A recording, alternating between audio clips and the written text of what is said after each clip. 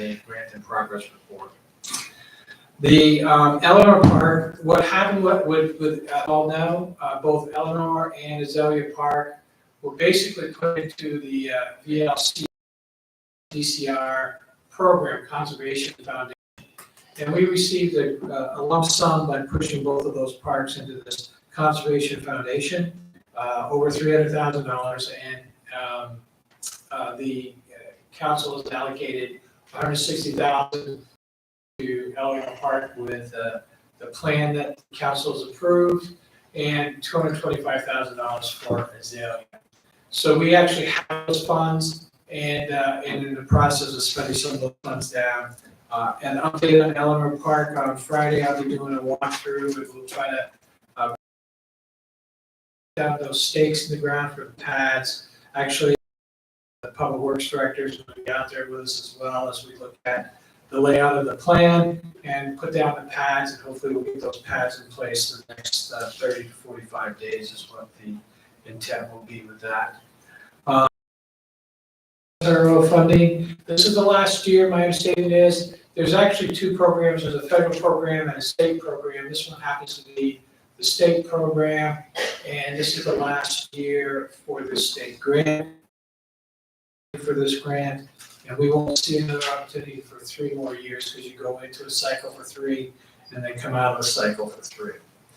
The VFD equipment grant, $700 for that. That's one that we do every year. We applied for that on August 20th of 24. We're waiting to hear back from that.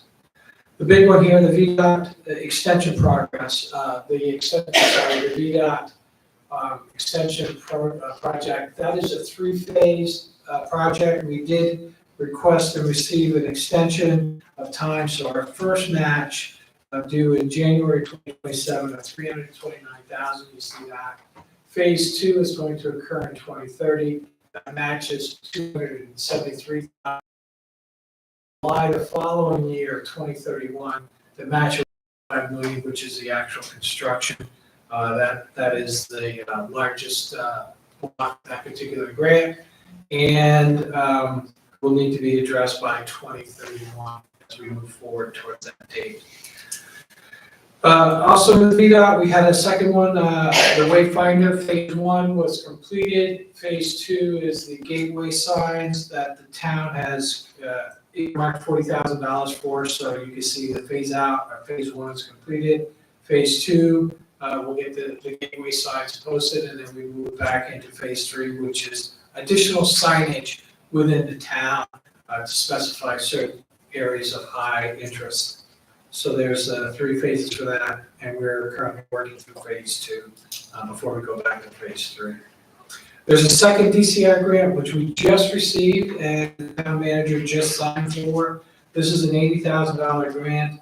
And you can see that it's the study that the public stormwater system, again, so it's working towards a stormwater system, and it is a planning grant, not a construction grant. And we just got that, so there'll be some discussion with you all on where that money goes and how that's allocated and what we use it for. The Water Quality Improvement Fund grant, WQIF. Now, this was a grant that was done a long time ago, and we still have. With the vote, they're sending in the measurements for us, and that's what drove the penalty when we had an overflow of nutrients. So even though the grant is closed out, we're still subject to the standards that was set by that particular grant multiple years ago. So hopefully there's no money associated with this at this point because it is closed out, but we have to watch to see that we don't get fined again moving forward. The ARPA grant, okay, so there was a DEQ ARPA grant. This is the other grant that you guys are highly familiar with. This is a $5.7 million that was from the state ARPA fund account. So it's counted as a grant for us. No, this provision, we just draw down the money. We have into the third cycle for drawdown, and we just need to work with DEQ to figure out how we get reimbursed for expenses year to date. And then the Colonial Beach ARPA funds that we have, that was over the course of the last few years, at least has been tracking and using for us. We funded multiple town projects with that, and just have final reporting, and as we spent $50,000 of balance. So on October 31 report due to the feds on the expense of the last year or last quarter, last year of the ARPA funds, and then we'll get down to our last cycle. And that's really what we have. So basically, we have received $12 million in grants, and then we have matching provisions of 2.165. Questions? I saw Mr. Woods hand first. Mr. Woods. Yes, sir. Mr. Prescott, who's doing our grant writing though? Yeah, so I don't know that answer, Mr. Woods, because I am not a grant writer. So I do the compliance side of it. Some of the grants I can do because they may be not competitive and they're easy to write for, but I am not going to be a creative grant writer. So the short answer is no one is writing grants for us. Yes, sir. Let me ask you your considered opinion, because not only did you come to us from another locality, this isn't your first rodeo, even the last time around. So have you found that grant writers have always paid for themselves to municipalities? Yes, and yes, short answer, yes, sir. Okay. I have a follow-up to that then, because we did allocate $20,000 or $40,000 for grant writing, but to identify a specific grant and then hire a writer to target that grant, just so that the public doesn't think that we can't apply for any grants this whole year. We want that misconception. No, but I think it's important that we know that we're not doing as an effective job as we could. And we can talk about last year's budget and what we gave up and didn't give up. But I would think that it's important that we look towards having, because it looks as if we may be missing out. Is that a fair statement from your point of view? You could be missing opportunities, yes, sir. And the only thing I would say is that as we approach 2030, which is 20 and 2031, there's going to be a need to find grants to support our match for the VDOT project that we have on the books. Thank you, sir. So along the note about the 2031 aspect, one of the things that was brought up at the DMO conference I was just at is assistance from the National League of Cities in several different courses, but one of them in grant compliance to manage in grants compliance things, as we know from the WQIF funds, is critical. And so they are running a 6-week program on federal grant compliance. So report some information on to Natasha and you to get in on that. But another one was 5 different upcoming resources, grant resource programs that are going to be rolling out in 2025. And one of them in particular, Safe Streets and Roads for All, is a SSA 4 grant. It is federal money, not state money. So VDOT project that we have that requires the one. It's possible these federal funds can match state funds. And the idea behind that application always to VDOT for matching grant funds for that. As the $200,000 that we added into the stormwater resiliency planning also came from other grant funds. So oftentimes you can find multiple added and pull that together. Also VDOT staff time and public works time and even administration time as a portion of that match. So it's not all flat dollars. Yes, You know what I'm saying? So, Yes. I'm gonna pass some of this information on to you because I think as we gear up in January, several to get what is $12 million and maybe to more than $12 million for less than 2.1, Yes, ma'am. which is always the goal. Right? Yes, Dr. Swenson. So just to our management team, anyone monitoring grant opportunities I know there are several places where you can look on a regular basis. I mean, we know what a lot of our needs are, and we have approved some funds for to contract a grant writer, but we need to make sure somebody is keeping an eye out for grant opportunities. Do you have any suggestions on how we can, I mean, the mayor obviously sees things, manager, but what else could we do to make sure we don't miss any opportunities that are matching our goals? So I'm subscribed to a few different organizations that provide grant opportunities, and I'll get emails from time to time of different grant opportunities, and I will forward them over to Ben if they can meet a need that we have, so that we can see about just doing something about them. You know that there is one grant that we've enlisted to help a partner in the Northern Neck to help us with writing that grant. So we are just pulling from just our various partners right now in writing the grant. I've not hired anyone with that $20,000 that's been allocated for a grant writer, since I'm able to utilize some of these free opportunities now. And, oh Lord, it just disappeared. Go ahead and call on somebody else. Okay, go ahead, Mr. Williams. Yeah, just a couple of questions. Did I misremember the budget hearings that we had? I thought we had combined the assistant town manager and the budget writer, grant writer into one. That's not how we did it. No, the assistant town manager and grant compliance was combined into one.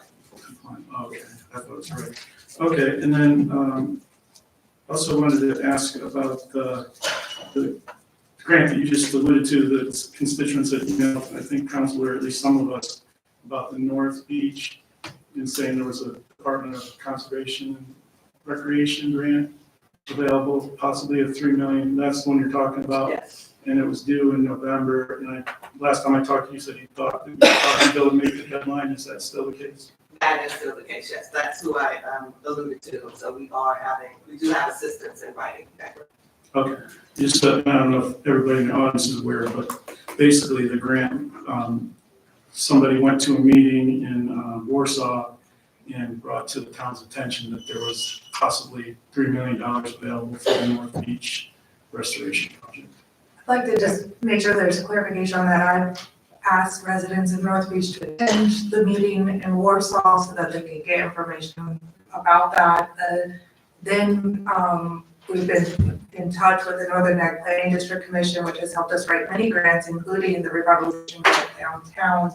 Have provided and worked with Jerry Davis on writing that grant right now. There will be an update, but I just want to make sure there's no misconception. There's no $3.3 million allocation or earmark.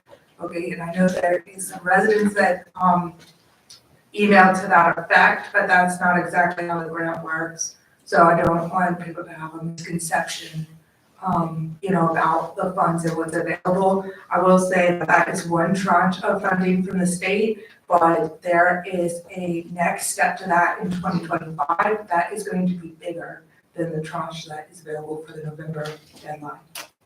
Yeah, and that also reminds me too, the one of the big holdbacks of the North Beach is the ownership. And I'm wondering if maybe our next council meeting, we could, if there's no objection from the council, if we could get an update on the North Beach ownership and next steps involved in determining who owns what. I know there's still a lot of controversy, and the council actually directed town manager to follow up. I think we have a meeting, or the residents are meeting on the 21st. And that's one of the next steps, I guess, that you're doing, Natasha. There is a meeting next week with some of the North Beach residents, and we'll have those discussions then. And since it is not only 2 council members, can be in attendance, any more than that, then it violates FOIA and the meeting requirements. And so I can provide an update on that meeting. Your days, okay, those are two that are gone. I guess you're saying I can't go, so I'm just gonna do the two that can No, go. I'm not saying that. I was just saying that only 2 council members, because I know that there is interest regarding the North Beach. Why can't we just make it public and post it, like when we go to a awards banquet or anything else? So do we have time for that, that's scheduled for next week, Heather? No, Yeah, let's just make it a public meeting and post it. problem solved. That way everybody can be there if they want to be. Madam Mayor, my thought came back. Yes, Dr. Sullivan. Thank you. Thinking of grants and of funding, I'll be going off of council in December, but I just want to please keep it on the front burner about what we will do as far as a legislative agenda and going to the General Assembly for funding for some of these projects and what we need to do to make sure we're not too late to go after some sort of funding next year for some of these projects. Yes, really noted. Any other questions for Mr. President? Prescott? All right. Okay, Thank you. thank you very much. I do want to say I really appreciate this is very helpful for me as a council member to see where we are in the project.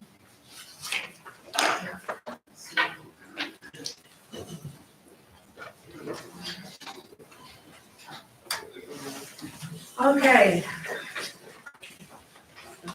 We're gonna try to speed it up for you guys. I know you're something that's kind of at the end of the agenda here.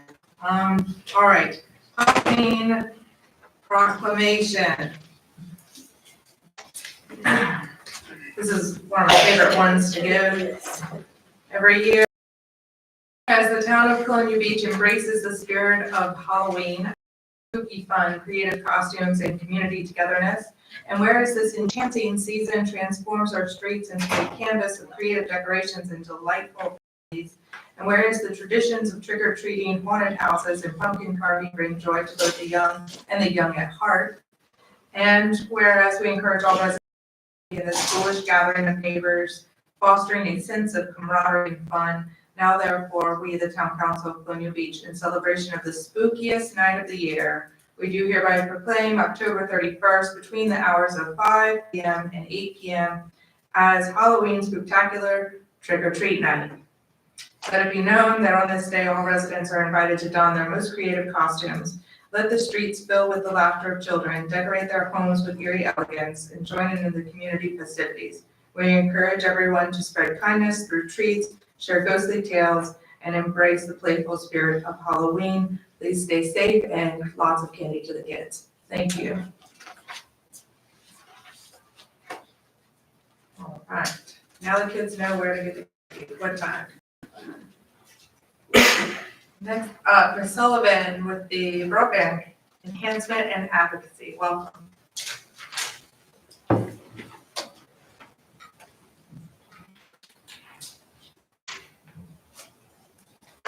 Good evening.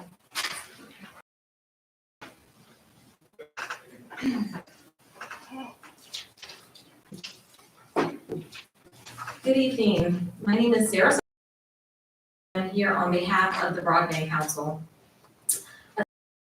Mayor and Town Manager Natasha Tucker for their invitation tonight, and good evening to the rest of the council. We'll be talking about broadband enhancement and advocacy for. I have a brief presentation to share. Introduce who the Broadband Council is, and then I will go through an overview of a study that the Broadband Council did for the town of Colonial Beach. We'll discuss those results, and we'll talk about how those results impact the applications that the community uses in Colonial Beach. Next slide, please.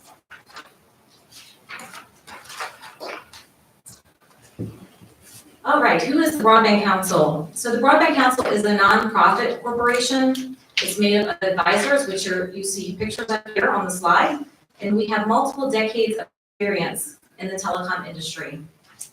Our mission is to assist governments and stakeholders in expanding rural broadband access, broadband meaning internet. And we would like to provide more equitable access to underserved and in underserved communities.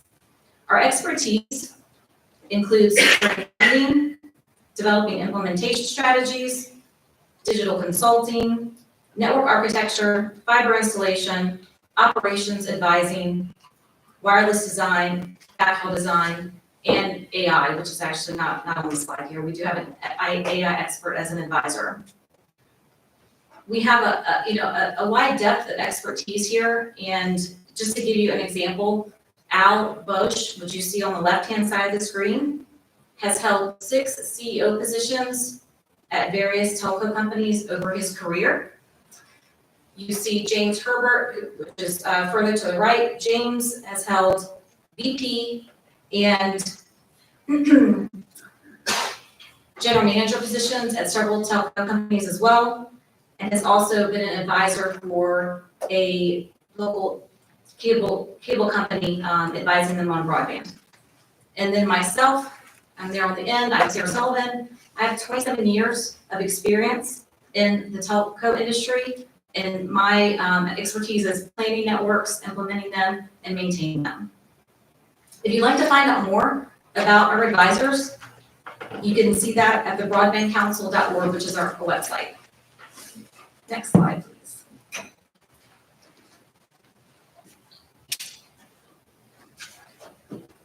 Before I get into the broadband speed latency test, I want to talk a little bit about terms, because I'm going to be using terms here that may not be familiar to everyone. One, of course, is broadband. That's been said several times. Broadband is internet.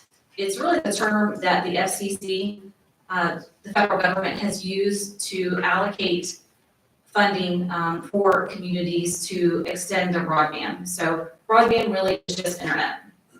You'll also hear me talking about latency, and I have a whole slide dedicated to latency, so I won't go into great detail on that yet. But some of the other terms you'll hear me talk about are a location, which is a household or business being served, underserved, or unserved. And again, these are terms that the FCC has created to determine where funding can be allocated for communities. Okay, so this slide here, you see 8 localities where the Broadband Council came in, and I do appreciate Madam Mayor letting us come in and work with the community, and I appreciate the community members who let us come and test their broadband speed so we can have these results. 8 locations, 3 of which were businesses, and 6, the remaining were actually households. So as far as the results, the good news is that 100% of the locations had download speeds of 100 megabytes per second or greater. Now that is considered served. And if you're considered served, you do not qualify for funding from the federal government. However, that's for the download speeds. For the upload speeds, in this small data set, we found 62.5% of locations had upload speeds of greater than 10 megabytes per second, but 37.5 were less than that. And the less than 10 meg is definitely considered underserved. In addition, and what came out of the study that was really interesting for the Broadband Council was the latency results. 75% of locations had latency of greater than 100 millisecond, or spikes during the test of greater than 100 millisecond, which is considered high latency. And per FCC guidelines, that is considered underserved. So it's an opportunity for the community to challenge the actual categorization that is out there right now on the FCC broadband map and the Virginia Commonwealth map. So let's go ahead and go to that next slide and we'll look at the map. Oh, this is latency. Okay, so let's talk about latency first. So latency. Latency is delay between sending and receiving data over the network, and it's measured in milliseconds. So that 100 millisecond is an example of where you could be considered, if you're over 100 millisecond, you're underserved. If you're under 100 millisecond, then you are considered served per FCC guidelines. Low latency means we've got faster packets. You've got better experience as a user, as an internet or broadband user. High latency means that there'll be delay in packets, there'll be a poor experience for the user, and this is where you may experience in the community video interruptions or dropping of calls.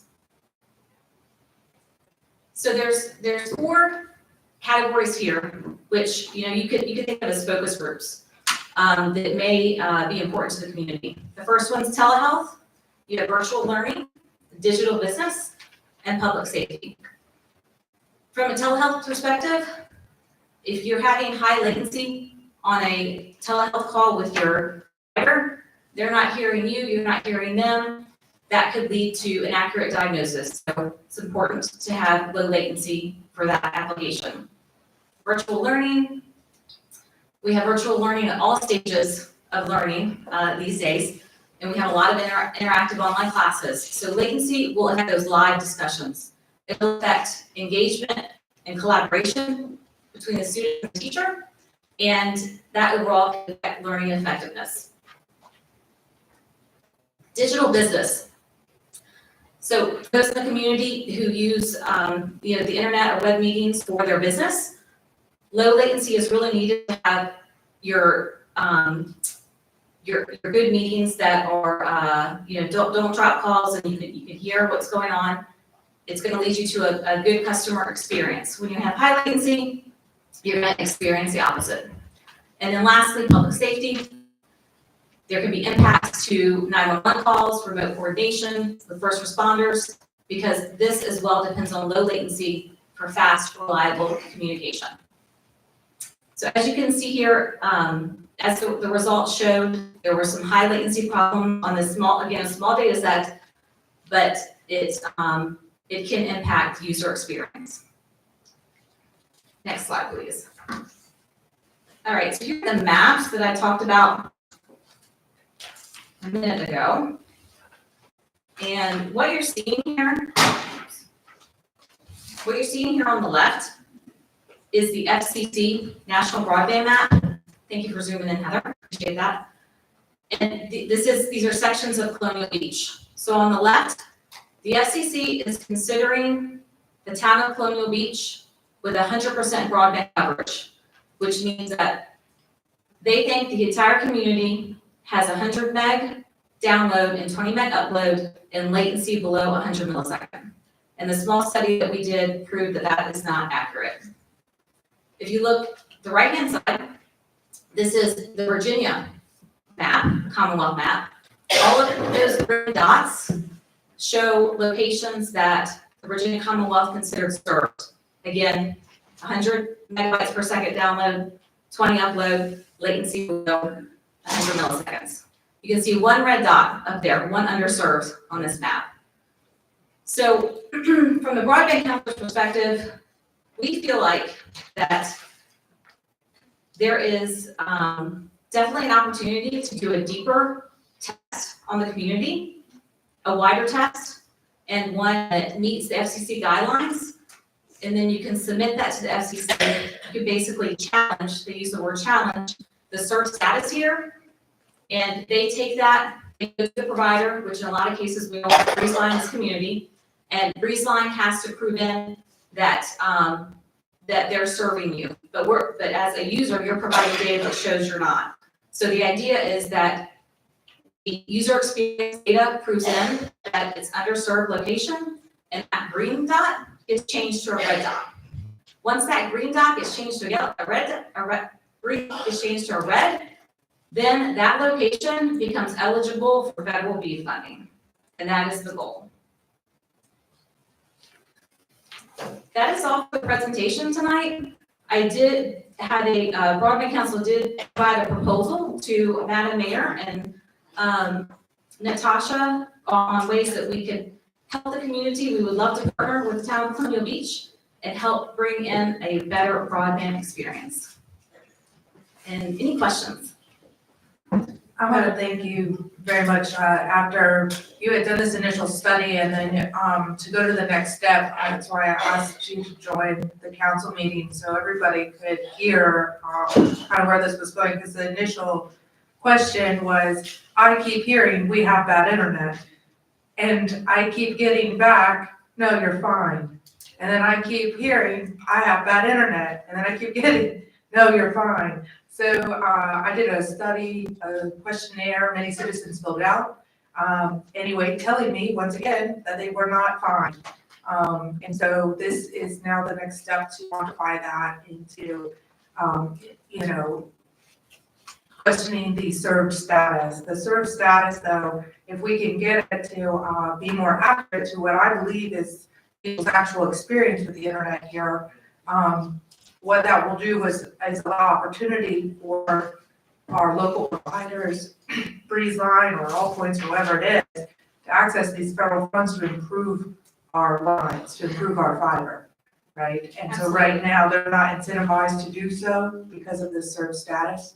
And anyway, just appreciate the research that you've done so far, and to all the people that I said, hey, will you let Sarah test your internet out and see what you think? Yeah, I really do appreciate the community letting me come into their homes, taking the time to do that testing. And it was a fun experience. And again, the Broadband Council, the latency was a surprise for us as well. Madam Mayor, I saw Mr. Williams. I spoke first, though. Just full disclosure for those that don't know, Sarah is my daughter. Yes. I live in Colonial Beach, I live in Fredericksburg, but Karen was actually the first person that came to me because she knows I work in telecommunications. And this was a couple of years ago and said, hey, is there anything you can help do to improve the internet experience here? And who I work for it's not in this area. So the answer was no. But I recently, earlier this year, joined the Broadband Council, and our mission is to help governments and communities specifically get through this roadblock. And so, yeah, it's been a really good experience. Yes, Mr. Williams. Yeah, just a couple things. What would is there a cost to the town to do this study? And if so, how much and how long is the time frame to do this? Yeah, very good question. So the initial study was at cost to the community, but the more extensive study, I have provided a proposal. And if you want to go through that, I can, or, I don't know if Madam Mayor and Natasha want to share that with the council, whichever way you all want to go with that. I just want everybody to be on the same page before we got Yeah. any proposal. Everybody needs Okay. to understand the Yes. issue. Okay, I mean, we can go into it now or not, but I mainly said, well, we're not gonna make any decision, but we can't make that decision without bringing it all to all council. And also, when they consider broadband, is it only cables in the ground or considering also wireless broadband? so the websites, the FCC website and the Virginia Commonwealth website, they do consider those as well. And I'm pretty sure Starlink just got approval to be considered a broadband provider as well. So a little bit of a moving target, but yeah, I believe that some of the community has a Verizon wireless solution. And yes, that is considered broadband. That's why I asked. Yeah. I'm going to get a cell phone upgrade today, and they handed me this box and said, hey, you can try this out for 30 days for free. Get up to 300 megabytes per second or whatever, and see how it works. So I'm trying it out, but that's why I was curious if you guys were considering that as one of the. So I would love to test the latency on that and see, what that's like. Okay. Yeah. I think she's asking to come to your house. That's fine with me. I'm trying to test it out. Oh, yeah? Yeah, Ms. Brown. Very quick question, and you may or may not know the answer. If you don't, that's fine. Is this common to have towns that are rural? Is it just one of thousands of tiny towns across America, or is this kind of a standout case that they really think we have good broadband and we don't? What's your thoughts on that? So our thoughts at the Broadband Council is this is common. This is the first one we've taken the action to try to prevent, but we do feel like this exists all over the nation. We're gonna be groundbreaking. You would be groundbreaking. Yes, Ms. Robinson. How many broadband do we have, I mean, companies that do we have? Technically, it's two. We have Verizon, Breezeline and we have Verizon, which does a select few of folks, and then I'm sure some people have Starlink or something. If they have it available, or they have an AT&T wireless box or Verizon box in their house to try to make it work. I know like areas outside of town that don't have internet, regular cable Breezeline internet that everyone else has. Yeah, I think Breezeline is considered our provider that qualifies as being served.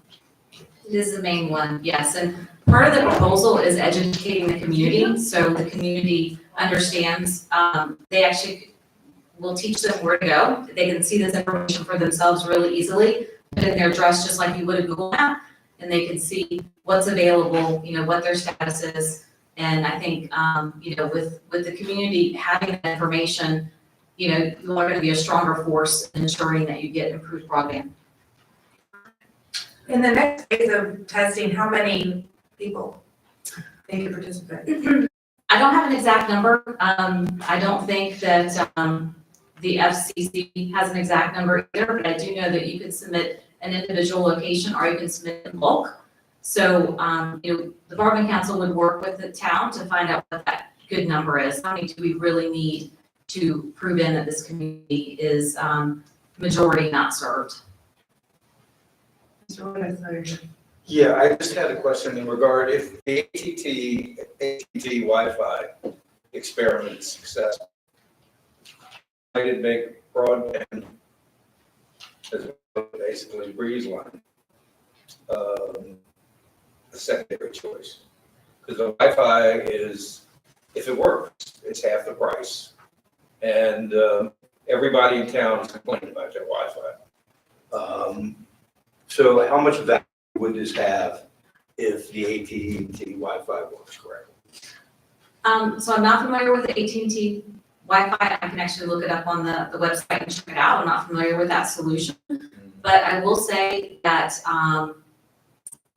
you really need to for the community, and this is for your future. So it's not just about providing good quality service for your applications you have today. It is for the future of the community. As technology improves, you're going to need more bandwidth, and that's just been proven historically. I've been speaking for years about how we need to figure out how to do better technology with less bandwidth, but it hasn't happened. Bandwidth just keeps getting increased for these, amazing applications that we use every day. So to me, again, I want to look at it, but if it's not fiber-based, it's probably not your best solution. Okay. You want to say what the initial cost, I don't remember off the top of my head of the wire study. So I broke this into 3 phases. And I chose 3 phases because we could go through phase 1 and then you all could be educated. You can we can just take it from here. We don't need to do anymore. And, that's actually part of what we want. We want you all to stand on your own as far as your being able to get your broadband that is what you need for your community. So the first phase is $12,000, and that's a 4-week, to answer your question, timeframe, a 4-week program to really, it's establishing a broadband committee and assessing the network, really coming up with a plan for the community. The second phase is $6,000, and that is a focus group facilitation and community education piece. So telehealth, public safety, what we would recommend is doing focus groups to see how is the broadband impacting those different focus groups, different communities. Again, it's a better story for the FCC if you can say, okay, this is really an issue for telehealth for the public community, your medical providers, how are they being impacted by the broadband experience here? And then the final phase is $12,000, and it's Breezeline network research and wider community testing. So it's really, helping work with Breezeline, which, they are the main provider here, and coming up with a plan for that wider community testing. And one of our ideas is to engage the local high school community and the students and to have them do this testing. So that's part of the solution. Chief, do you have issues with that? Gonna say, I was about to say the chief had mentioned to me today that due to our broadband issues in town, I don't want to disclose too much, but some of our cameras the police use were intermittent signals, which is a huge public safety issue during any large event, but especially one that draws thousands to our town. And that was, I mean, do you want to add, do you have any communication issues with the police with radio comms or anything? Or I know we had the homicide, you reported you had issues. The homicide we unfortunately had earlier this year, I know the chief had said that there were communication issues to the amount of people at this homicide. That's correct. We did have communication issues at that time. My understanding is part of it is attributed to when we experience those massive failures of communication, it's usually when we have a large crowd here used for an event. And like this past weekend, our camera system would go out intermittently. We'd have to wait for it to reboot, and it freeze up quite a bit. And our telephone service during the homicide investigation was very spotty and challenged. And even on a day-to-day basis, our internet connection to our mobile data center, MDT cars, is not as good as we would like. yeah, I would say that you're gonna hear from the police, is gonna be very supportive of. Yeah, it sounds like that. Do you use Verizon for your cameras or is it Breezeline? My experience recently. Okay. Gotcha. I saw this one, and I'm coming back. One of the things that's intriguing to me about this project, of course, from public health, but we have an older community, which I'm a member, and we're far away from a lot of medical facilities. So telehealth is something that I can see only growing more and more here in town. And the fact that it's anecdotal, but everybody I've ever talked to, including myself, has problems with Breezeline. And so if our police have a problem with it, if all of our first responders have a problem with it, if our citizens can't get the medical help that they need, even referencing the GIS maps, when you guys are in a first or in an emergency situation, obviously we're not going to take any action tonight, but I think it's certainly worthwhile for. Plus, folks, if we fix your Breezeline problem, that'd be good. Madam Mayor, I noticed one of the issues that we have when we have these wonderful festivals in town is that the system is overloaded and the vendors are unable to make electronic payments because they can't get online. And I noticed that one red dot was on Town Hill where all of our festivals occur, and that explains a lot.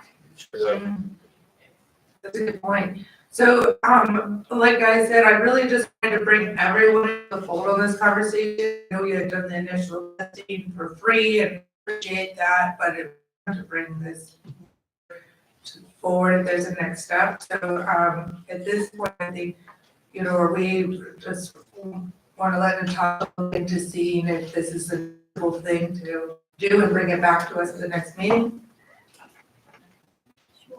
Okay. Anyway, I think that's the next step for right now. This was just kind of informative, so I appreciate that, though. Excellent. Thank you for your time. Thank you.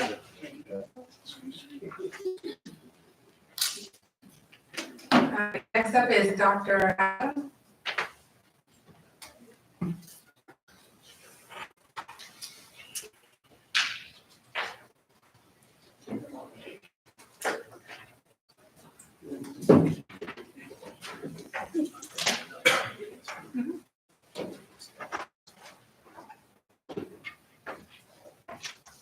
Well, good evening. I'm gonna try to keep it short. I think my people back there will like it. Madam Mayor, members of town council. First of all, I'd like to thank you guys for attending the ribbon cutting ceremony. I think it went very well. We appreciate it and thankful for the school board members and the members of the town council that showed up. I will apologize to two individuals that are in here. I was reminded by my staff that I did not recognize them. So Chief Parsons, I'm sorry about that, my apology. And Ben, Mr. Prescott, I think I was able to shout out to everyone else that were present, and I let you guys out, so I apologize for that. So moving on, I do want to mention again that we are accredited, and we are very excited about that, something that we should always be excited about. That means our students are performing well according to the state standardized tests. Our elementary schools fully accredited, and our high schools accredited was in condition, as I mentioned at the last meeting. Thank you to Mr. Lush, Mrs. Coates, for their dedication and commitment to our students every day. I was a high school principal, assistant principal. That job is not an easy job. It's a very demanding job. So I do want to thank them. I thank our teachers, also our educators that have taken the role. Sometimes they are mother figures, sometimes they are father figures, they're counselors, they're psychologists, they're mentors, and so on. So I'd like to thank our staff for what they do every day for our kids. Congratulations to the following students who were named to be SCA officers at the elementary school: Riley Ash, Sophia Hicks, and Jenna Edwards. We're very proud of those students. Also, the staff at the elementary school is excited, and this is a continuation of all the second grade students continue to participate in swimming lessons at the King George YMCA. What a great opportunity for our kids to get out there and take some swimming lessons. Congratulations to Mrs. Dahlquist, a paraeducator, as the elementary school staff member of the month of September, and Mr. Parker, who was a recipient of the Golden Apple Award. To explain the Golden Apple is, it's always passed on from one teacher to the next for the outstanding educator for what they see being demonstrated by their teacher. So they was recognized by his peers. Moving on to the high school, staff and students had a blast, of course, during homecoming. The parade was wonderful. The ribbon cutting was good. Homecoming was crowded. I loved it. The atmosphere was terrific. Unfortunately, we didn't come out with the win, but that's something that we need to work on. And then our kids had a fantastic time at the dance on that Saturday. So overall, it was a good week. I want to give a shout out to our high school counselor, Mrs. Brown, who has set up in collaboration with King George County Public Schools. They're going to share with us to visit several HBCU schools, which this will be the first time that's happened that I'm aware of. So that's a great opportunity for our high schoolers. And let me move on to, in terms of school districts, CIP, as you know, the concession stand is complete. It looks fabulous. Thank you to Jay Camp and construction for that, and our wonderful folks who worked alongside him. Also, the short-term CIP, we're still working on the front entrance to the high school. Right now, we're waiting on schematics. We've had a community engagement, and the students were involved heavily in selecting and what they want to see come out of the design for the high school. I know one area they want to change is they want more outside light. They want windows. Let me tell you, that is overwhelmingly decided that they want to make sure that our high school is highlighted. They want some brightness into the high school. So we are excited about that. We just had the electrician visit the campus today, and looked at, the electrical wiring and location of our generator that's gonna go to high school. So we're excited for that to get underway. It's gonna get started, real soon, and soon we'll have a generator at the high school. For long-term projects, please keep this in front of you. Science classrooms, that is outdated, it needs to be renovated. The high school floor tiles, if I can show you pictures of those, I think, they're worn out. We're looking at a school bus, a parking lot for the school board office. And, phase 2 is really the multi-purpose, building that we put to the side right now because of our short of funds to build that. That will, consist of the transportation office, maintenance office, custodial office, and a new weight room that we're trying to put on campus so we can move the weight room from a classroom, that's what we have it now, weight room is in the classroom. Imagine how small that is for a high school or a team to work out in. Hopefully that will come along in the near future. And then, let me see, and we're working on a new door access entry system for both high schools and the school board office. Actually, we're writing a grant, a security grant, to try to get some of those funds to get that done. We're waiting for the grant results to come in. We're hoping sometime in November. And I want to make it for the community because this question is always asked. We're doing a lot of improvements.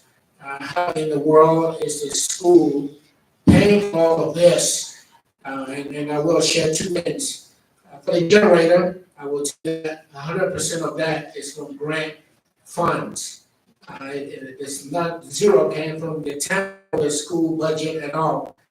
For the concession stand that was just completed, the total cost, 42% of that came from the grant fund and 50% came from the FY24 budget.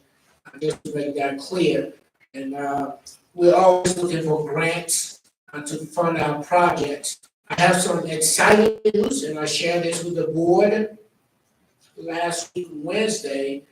As you probably know, and you should know by now, we did a phase 1 and phase 2, replacing the fluorescent lights at the high school with LED lights. So we went back to see if our rewards, if there were rewards to our replacement. Also, we did the HVAC system at the high school, 25 units on top.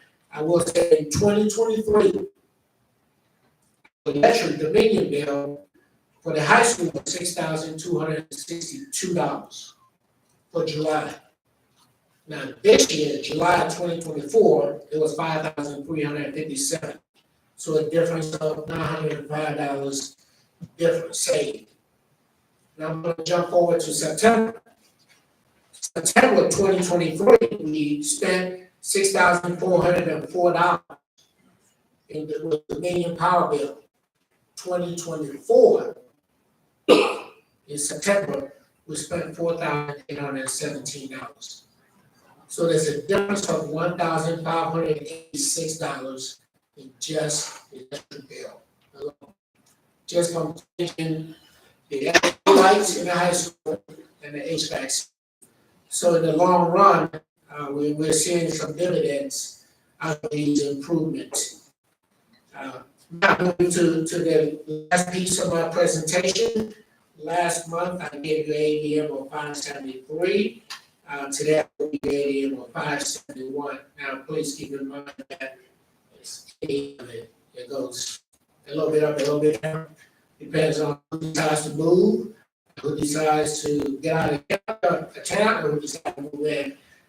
The budget I was predicated on 565, pretty good if we're looking at 571 now. So expected not at 30 kind of the difference of 30 individuals, but plus or minus 10 is reasonable throughout the year, with students going back and forth. Okay. And lastly, please support our sporting events. This Friday, we're playing against Rappahannock at home. Come and check us out. You haven't seen the concession stand? visit, have a hot dog, hamburger, whatever's been served. The 21st, we got middle school basketball versus Northumberland. And the 23rd, we have a JV football versus Essex. And thank you so much. Any questions for me? Thank you.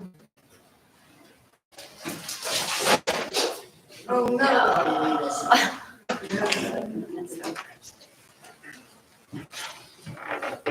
All right, next up is public comment, and we have two public hearings. All right, yeah, two public hearings tonight. So this is general public comment. If you have comment related to one of the public hearings, you would do that under that specific hearing. So this is just general public comment.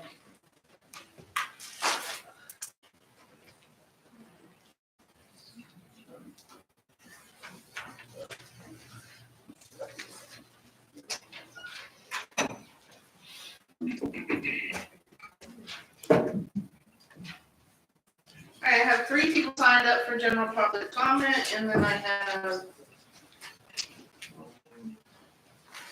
3 emails. Mr. Nigel Long. Welcome, Mr. Long. State your name and address for the record, and as we well know already, give the rules for everybody. Nigel Long, 15 Lynhaven Court. Thank you, Madam Mayor and Town Council. I thought there were some very interesting presentations this evening. I actually have 4 things to comment on if I can talk quickly enough. The most important one was the police safety report, and it highlights how important these meetings are on Wednesday, because you see how the crime rate drops on Wednesday, Tuesday and Thursday, so you're keeping all us miscreants off the street. Must be the answer. Ms. Sullivan's presentation on the internet, I think it would be great to look into the expense of the internet and broadband for the residents, in addition to the speed of the service that's available to us, because I think that's one of the barriers to our residents here in town, is being able to afford a reasonable internet service. I just wanted to echo Ivan. I was going to bring up, Mr. Williams did already, the Board of Zoning Appeals meeting. There was no agenda published that I could see. There was no, I didn't know that meeting was happening, not that it's important, and therefore I assume other people wouldn't know that it was happening, and I would have thought that that was a public meeting that should be advertised so that the public comment and people could attend the meeting. So I share the surprise that's already been mentioned about that. And the final thing, my favourite topic is trash. We've now been paying the fees for the trash service for a year. I noticed that we will be due to pay again at the end of the month, I think. We have charges that were determined in early 2023, approved by the Town Council, but the Finance Department wasn't able to produce, I understood this, budget this year for the trash service. But it's still, you're still not, as a council, getting reports on the income and expenditure in relation to that fund. And I'm surprised after a year of receiving those funds that it's not being reported to you as the other funds are. I want to be clear, I'm not in favour of funds. I think they disproportionately hurt those who are least able to pay. But if we're going to do that as a town, I think we should report on those amounts. And in particular, there was a discussion about ARPA funds. Well, I'm sure you all remember as clearly as I do that we paid for those trash testers out of ARPA funds, and therefore we want to see, I hope you would want to see what you can recover in those ARPA funds, and therefore use those funds for other things in the future, even if they don't have to go back specifically into the ARPA pool. That was 6 figures, as I remember it, of money that you should have available to you. So I would encourage you, there's an item coming up in the CIP for a replacement trash truck, as I remember that document. So I would really encourage you to get that information so you can make good decisions about that as the months go by. Thank you. Thank you. Next up is Mr. Barry Millward.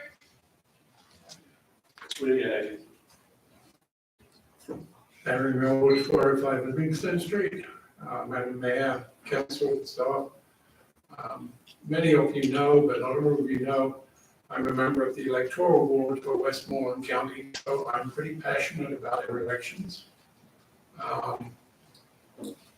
And I think both parties have been telling us that this is the most important election of our lifetimes. Please get out and vote. We have opportunities to vote in several ways, including in-person early voting at the registrar's office in months. That will be going on during the week up until the week before the election, and the last 2 Saturdays also before the election. The Monday immediately before the election, I'm sure that at least 100 people will turn up at the registrar's office wanting to vote. Early voting has ended on Saturday for that. So don't anybody make that mistake. Also, you know, there's so much concern and misinformation and whatever else. I can tell you about our group. There are 3 of us, 2 from one party, 1 from the other. We test the machines. We've never had a disagreement on a 2-1 split on anything because we all believe the election should be fair, open, honest, transparent, and everybody who's able to vote, everybody who's entitled to vote should be able to vote, and anybody who is not entitled to vote should not be. Very straightforward, very simple. We don't expect any problems that you see going on in other places. We've never had any issues that we should be concerned about. But I do want to talk to the chief a little bit and make sure that we've got open lines of communication for the election, because things are getting a little emotional. Anyway, that's all I wanted to say about the elections, but I also have a few comments tonight about relationships between council, the town, and the schools. And I just want to tell you, my wife and I just discovered Christmas football. And if you want to build a relationship with the town or the school or whatever else, one of the best ways to do that is turn up at a game and see Dr. Edo come through there greeting every person. See Scott Lush out there running back and forth down the sidelines, where you ever see somebody work harder than I see Scott working. And you see the kids too, including the one out there on the sidelines this week with his leg face. So I just want to end everything with a very positive note. We're really enjoying the football. We're not seeing a lot of good scores, but you know. And several of you I have seen out there, and several people out here I think I've seen out there too. But definitely another way to spend a Friday night if you haven't checked it out. Thank you.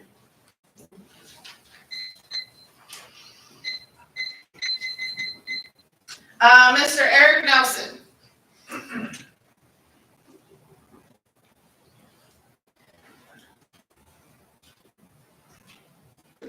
Good evening, Madam Mayor, Council, Eric Nelson, 1321 Lost Avenue. Thank you for letting me speak this evening.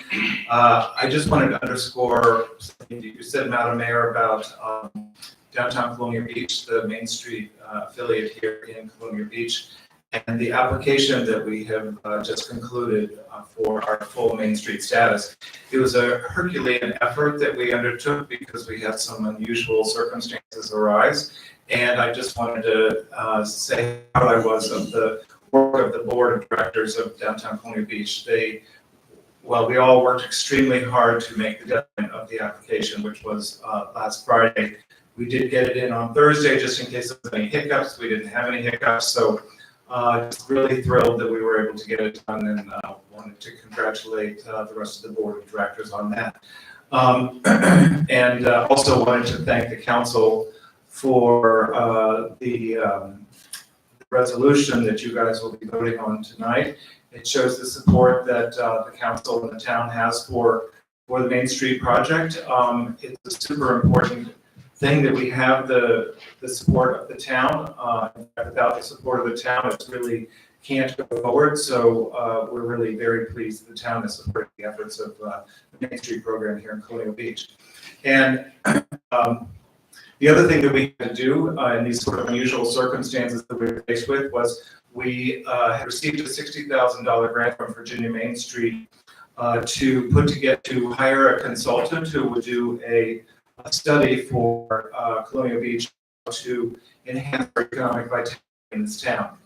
And so in the midst of some of these unusual circumstances and in the midst of trying to pull together the application for Old Main Street status, we also were in the process of trying to interview 4 different consulting firms who would be, one of which would be chosen to do the study that I'm referring to. So anyway, more than anything, I just wanted to thank the board of directors of Downtown Colonial Beach for all the work that they did, and also thank the council for your support. Thank you. Is that everyone signed up? Thank you. Is there anybody else in the audience? Did you have an opportunity, in case you did, there's a sign-up sheet?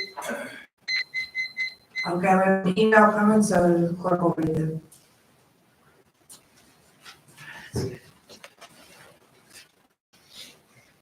The first email is from Mr. Terry Miller. He says, our names are Terry Miller and Neil, I'm not even gonna try to say the last name, 121 Irving, 11 Irving and 10 North Irving Avenue. There has been a significant amount of sand beach erosion on Irving, especially since Tropical Storm Ophelia.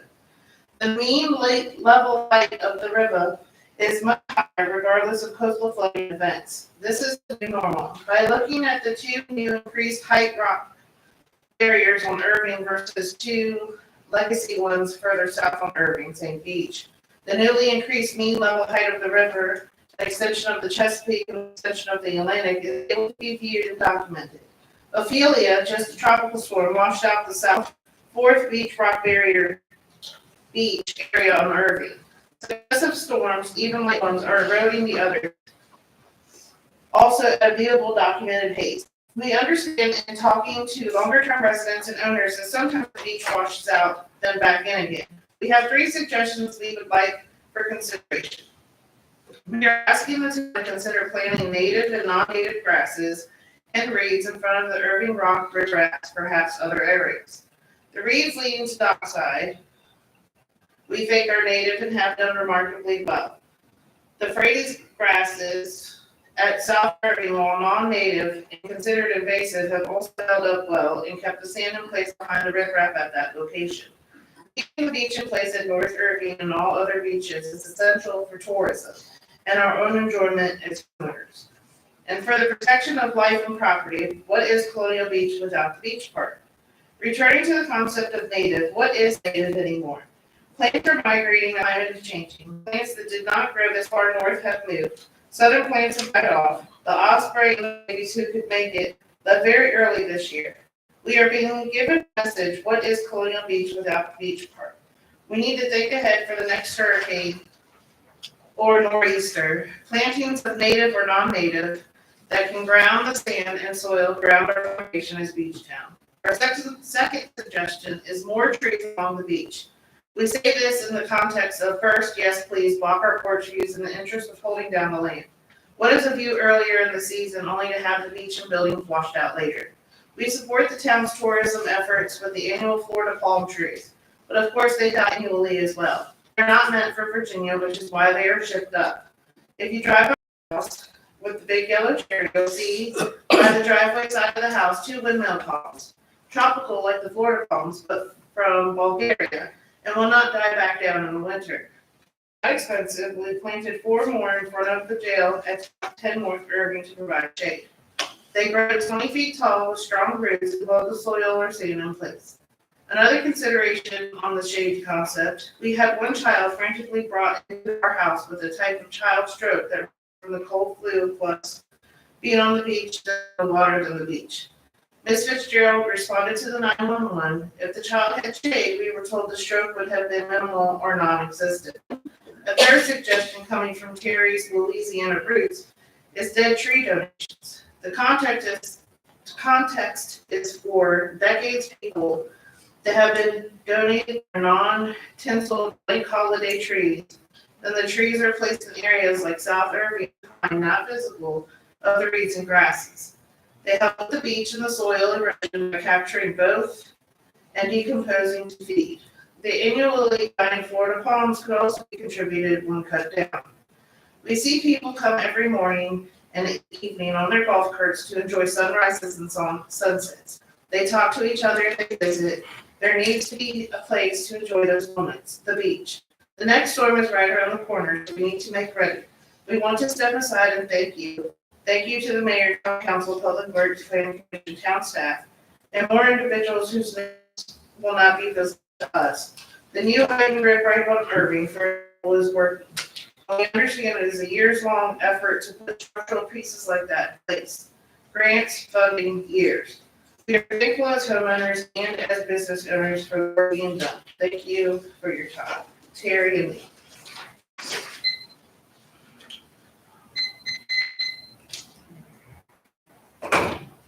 Next one is from Mr. Knuckles. I find the agenda for today's town council meeting to both be alarming and yet at the same time sadly predictable. Even though the staff prepared their capital improvement plan recommendation in the early spring of 2024, we are now in October with no serious discussion at the level of the town council to formulate as a current capital improvement plan.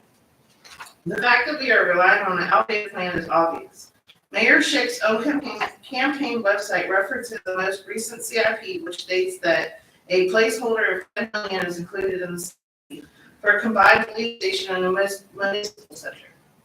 This hardly seems like a budget priority given the legal problems the town is in over its sewer treatment plant and sidewalk below. The town council has still not finished its homework of proposing an updated CIP, seeking public comments, and a version that includes public input is not just criticizing what some may consider to be a meaningless paper exercise. Capital improvements are crucial for the present and future of our town. Failures of the mayor and the town council to select and seek funding for crucial capital improvements have played no small part in the failures of the town's sewage plant, including but limited to multiple major spills last year and the legal penalties that the Virginia state government have had to issue in an attempt to get Colonial Beach's government to get its act together. And the failure to have a plan in place to improve all of our sidewalks is so bad that citizens of the town have asked us, the U.S. Department of Transportation, to step in and reference the ADA failures of the town as a way to motivate town government to address safe pedestrian access for most vulnerable citizens. In short, refining outdated, poorly crafted capital improvement plan is harming the town both at this very moment as well as the town's future, as we're not taking sober looks at what has been going wrong and how to correct our infrastructure problems in both the short and long runs. Mayor Schick and the town manager, who work together to propose each of the town council meeting agendas throughout the year, appear to have little interest in spending time to address this important topic. Motivations for these delays are far from transparent. There are those in town who continue to suggest that delaying an open and serious discussion of the capital improvement plan is a political tactic to avoid having to be on the record for those who are seeking re-election this fall. Others seem convinced that the incompetence and lack of leadership is what keeps our planning and budgeting processes running very late this year. Or perhaps there are yet other reasons that explain why the mayor and the town council are perpetually running many months behind on plans for our town, which are required to be completed annually. With this being the fourth year of going through these planning processes, Mayor Schick can't claim ignorance as a rationale. She knows well how these budgeting and planning efforts are supposed to work and when they are needed to be completed. Given the position of the comments towards the later part of the agenda means that there is little time to react to these when they are read aloud at the meeting.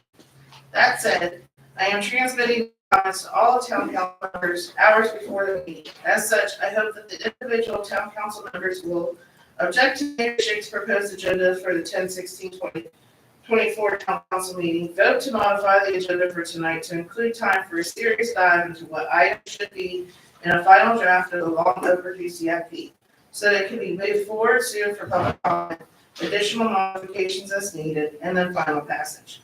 A mere report out on the town council and planning commission joint work session is a poor substitute for real progress. Little notes.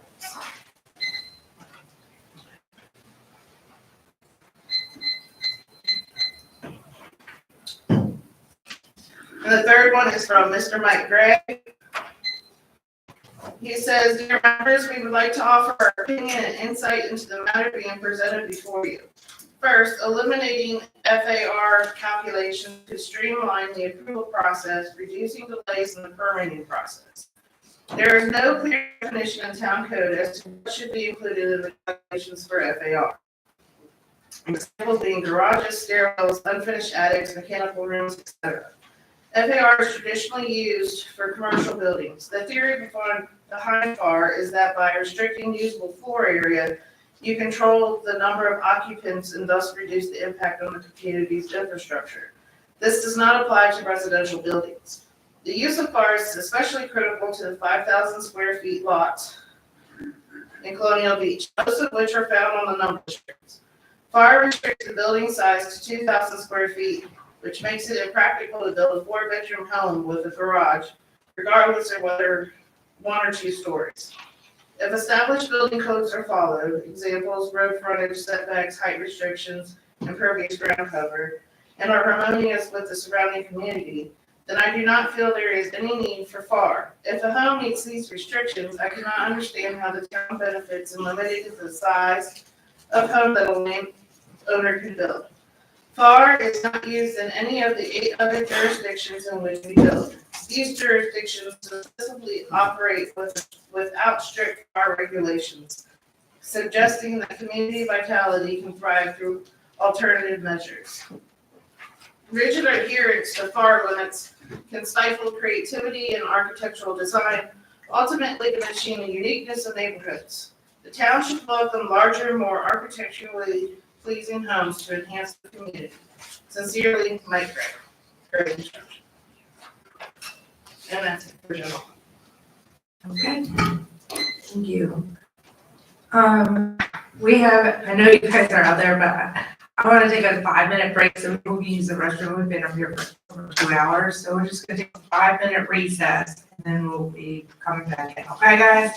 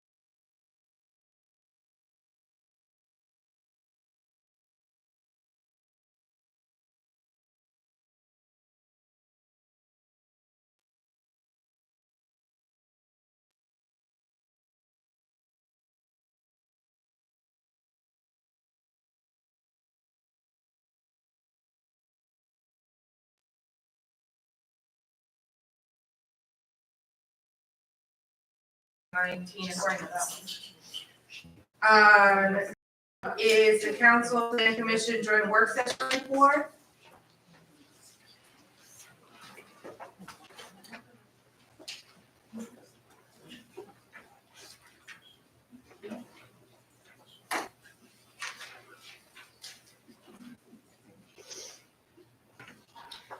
Madam Mayor, members of council, at your work session on October 2nd, there was a joint work session between town council members and the planning commission.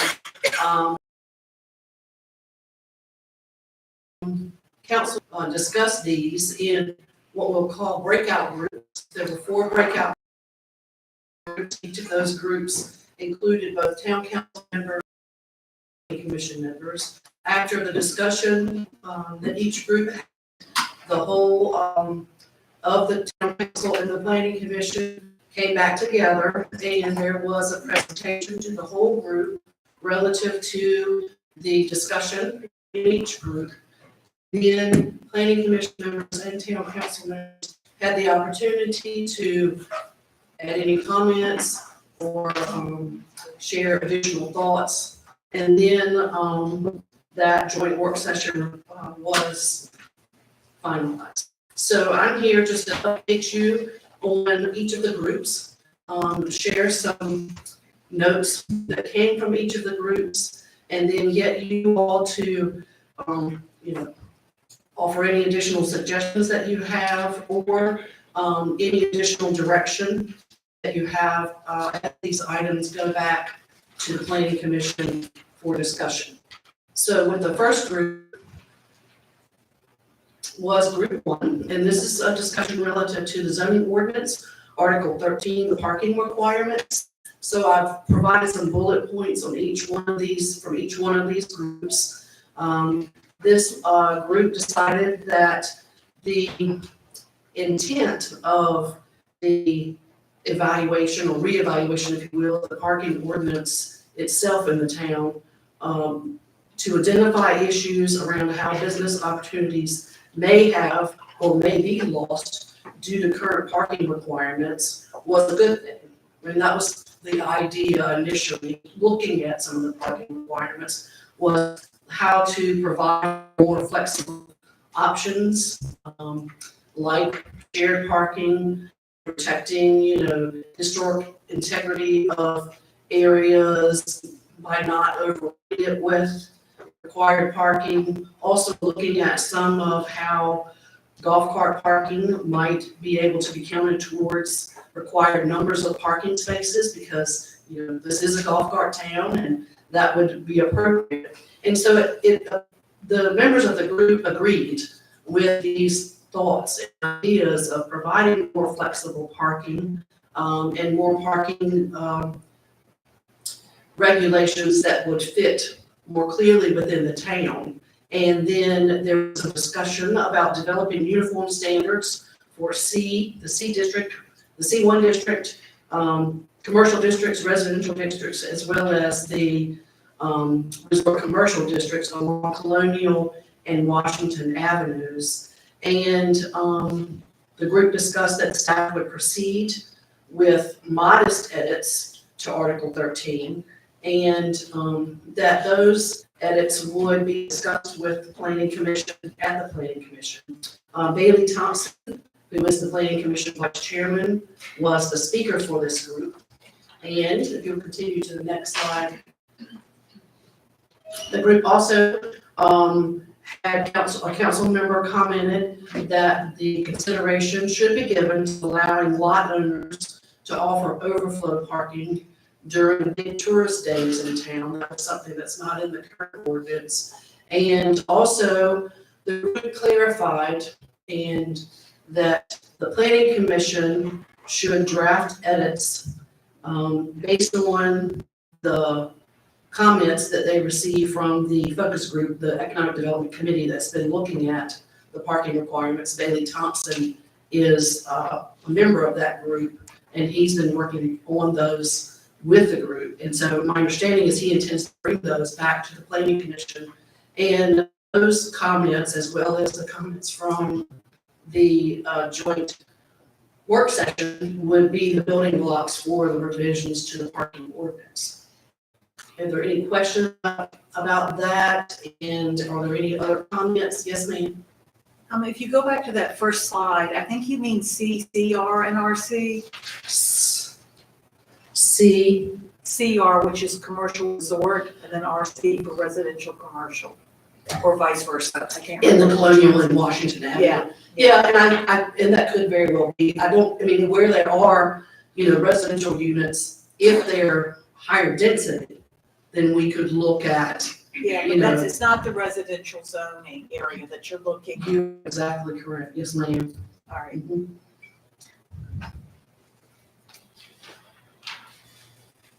Any other comments about group one and the parking ordinance? Yes, sir.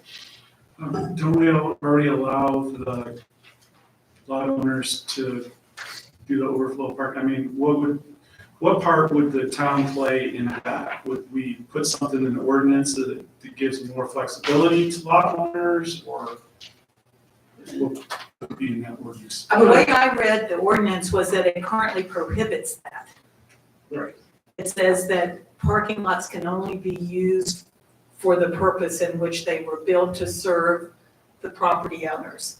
And I felt like that prohibited the sharing that we already do, and what we want to do. So that's why I suggested they look at that. Okay, because I've seen the church and others do that before. Yes, sir, that was my comment, that it was a comment to basically clarify that that is something that is permitted in the ordinance, but I do agree that the language, if you were to read it strictly as it's written now, it would not allow that for other types of events, but we do want to make sure that's clear. Any other comment? All right, so we'll move on to group two. Group two, discussed the zoning ordinance relative to Article 28, residential high density. And Councilman Allison was the spokesperson for this group. Basically, there was some question about the R4 zoning district that's in the ordinance. And the group noted that there are no properties that are currently zoned R4 in the town.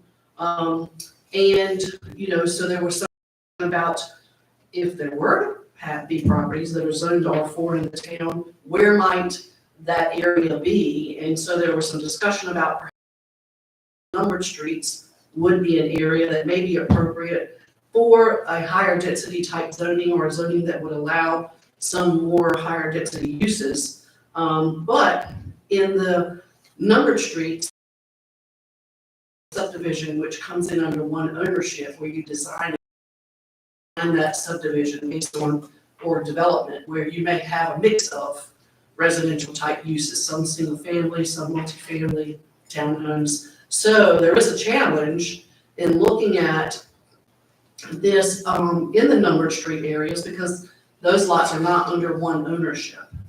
So that's something to discuss. The types of housing that you'd be looking at for a higher density type housing are duplexes, quadplexes, townhomes, condominiums, and apartments. The group discussed that there would be a need to look at infrastructure. When you talk about increasing density or higher density areas, infrastructure is important to serve those areas. And also that there should be a consideration not just to allow higher density for the sake of higher density perhaps, but how those units might be affordable, affordability in the town, concentrating on sort of a workforce type housing. And then there was some discussion, a developer who comes in and looks to develop a higher density development will obviously come in to look to make sure that based on the infrastructure cost, it will be profitable, because that's what developing real estate for a profit. So there was some discussions about how the town could incentivize these types of higher density developments, and some discussion revolved around reducing fees, like maybe tap fees, or permit review fees, site plan review fees, those kinds of things. In addition, there were some similar considerations or discussions around the R2A zoning district, which also is in the ordinance, but it's no properties are zoned R2A. You know, the R2A district, if you look at it, it looks like someone wrote that section in the ordinance as an update to the R2 zoning district, but it never was rezoned or it never was implemented. The R2 district standards are very similar to R2A, except for R2A allows duplexes and higher density uses such as townhomes and multifamily with conditional use permit. The group recognized a need to analyze and understand the meaning for the town and also understanding the housing price ranges or the market, if you will, for housing, so that there could be a clear understanding of what you would mean when you say workforce. And so the Planning Commission has on its work program to look at the R zoning districts and to look at being able to include some higher density uses. The infrastructure portion of that discussion and the impacts on, water and sewer service and other public facilities, roads, that kind of thing are going to be very important when you look at these areas potentially to increase density from where they are now. I would suggest to you that it would be something that would be appropriate to look at in conjunction with the comprehensive plan in 2025, because that gives you the ability, as you're looking at, pulling in data, it gives you the ability to then look at, infrastructure costs, updating the income values and understanding those. However, the plan looking at the R2 zone to consider how at least some higher density uses could be included. On this, or questions for me?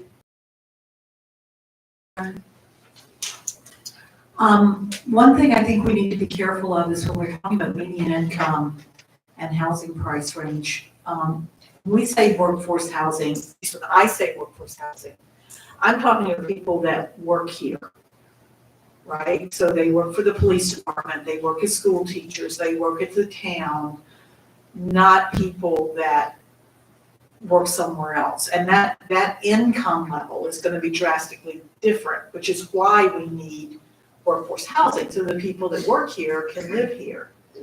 And the other thing is that for many of these people, when they come here, they don't know if they're going to live here forever. They need someplace to rent. That's an affordable rental. And it's quite prohibitive for someone to rent a house here because of the competition with short-term rentals. So those are just all red flags that come up in my head that I'd like to pass on. Yes, ma'am, thank you. I just want to echo your comment about partnering this with a comp plan update in 2025. I feel like that group's presentation back was mostly, we have a lot of questions.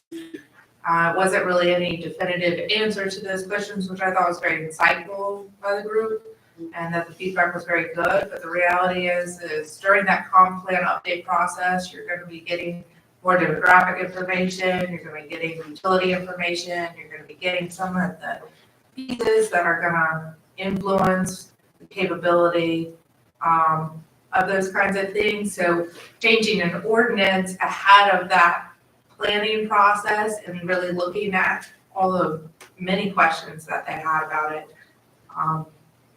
just seemed like putting the cart before the horse. So I thought that was a very insightful comment, and I just wanted to echo it. Madam Mayor? Yeah. At the same time, I do believe that our comprehensive plan has for years recommended more workforce housing options. Yes, it does recommend workforce housing options, but it does not specify the location of those. And so when you start getting into the nitty-gritty of answering the utility questions, infrastructure questions, and those kinds of things, I think if you're trying to pinpoint where that would happen, that comprehensive plan is a planning tool to do that. And I think we probably need input from Public Works on that. Input from Public Works on that, yeah, which should be part of the comp plan process as well. Yeah, we need input from Public Works on our ability to serve higher density housing. Yes. And not just Public Works, but in Bowdoin themselves. And Bowdoin has, it's a yellow light, not a red light, but there are questions of capacity issues. The other questions that I have is, it's a nice thing to want to create workforce housing, but what I don't want to see is higher density units that have to be in price range of the people who work here. So we have to figure out, if we're going to do this, there has to be a mechanism by which there's a maximum that can be charged for those. And until we get those questions answered, I would agree with the mayor, the cart is way before the horse on this.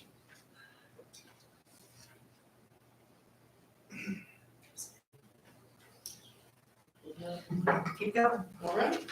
So, the next group was group 3, and group 3 discussed the residential floor area ratio, or the FAR, requirements that are in the zoning ordinance. This group talked about, the planning commission had previously looked at this issue and offered to council, no increase in FAR. And, talked about, at the planning commission, as the planning commission went through that discussion before, there were people that did speak at the planning commission, even though, they were allowed to make public comments, there wasn't a specific ordinance amendment in front of them. It was the discussion in whole. And so of a change, and should that be considered, but people spoke to the commission in support and in opposition to increasing the FAR. And, there was some discussion among the group about how there's a balance, between marketable single-family homes, and we heard a comment tonight from one of the builders about, a single-family dwelling and what that looks like and how much square footage that should have in the town, and, and how the FAR limits the livable space when you include an enclosed garage. So that's part of the discussion about what is marketable, what makes sense, what does the market want as far as a single-family dwelling, versus the concern that people have about not wanting the big boxes, like, and I put on here, the OBX multifamily dwellings. And so I know that there's a desire that was expressed and talked within the group about, that's a concern that we've heard from people is, you don't want a dwelling that could be something that multifamily is necessarily, not all over town, but that necessarily would rent like you see in the Outer Banks. The group talked about that council members and I believe some planning commission members continue to get concerns expressed by builders that the limits of the FAR are an issue. And it affects their ability to meet the needs of their clients and customers. And I talked earlier about, on a 5,000 square foot lot, based on the 0.4 FAR that we have in the R2 district, you end up with a 1,600 square foot house, a livable area, if you have an attached garage, even 2,000 square feet with a detached garage. So there was some discussion about how clarity is needed on what house components should count towards the FAR percentage, what should not be counted. There was discussion about, the larger the house, potentially you have density impacts that could impact and should be considered relative to infrastructure capacity, specifically, water and sewer. And then the group ended up suggesting that the planning commission meet with the building community and citizens to have a discussion and get a clearer understanding of the impacts and concerns from those groups, and then come forward after that with some additional thoughts. And Councilmember Krista Brown was the representative for this group. Chairman Luna of the Planning Commission mentioned that, there was a study done by staff prior to the Planning Commission discussion where staff had pulled at random, like 25 examples of homes within prior to that discussion, and that there was no indication was an issue. However, there was also discussed the fact that the building community and others have expressed that that sample may not have, adequately represented the town in that building. So that's the plan, and was the recommendation to go forward was that the planning commission will begin to discuss this, realizing there are concerns about clarity, there are concerns about, what's right as far as a size, what fits in with the community, and that should happen with the building community and citizens before they get going. Anything else on, any other comments that you all have?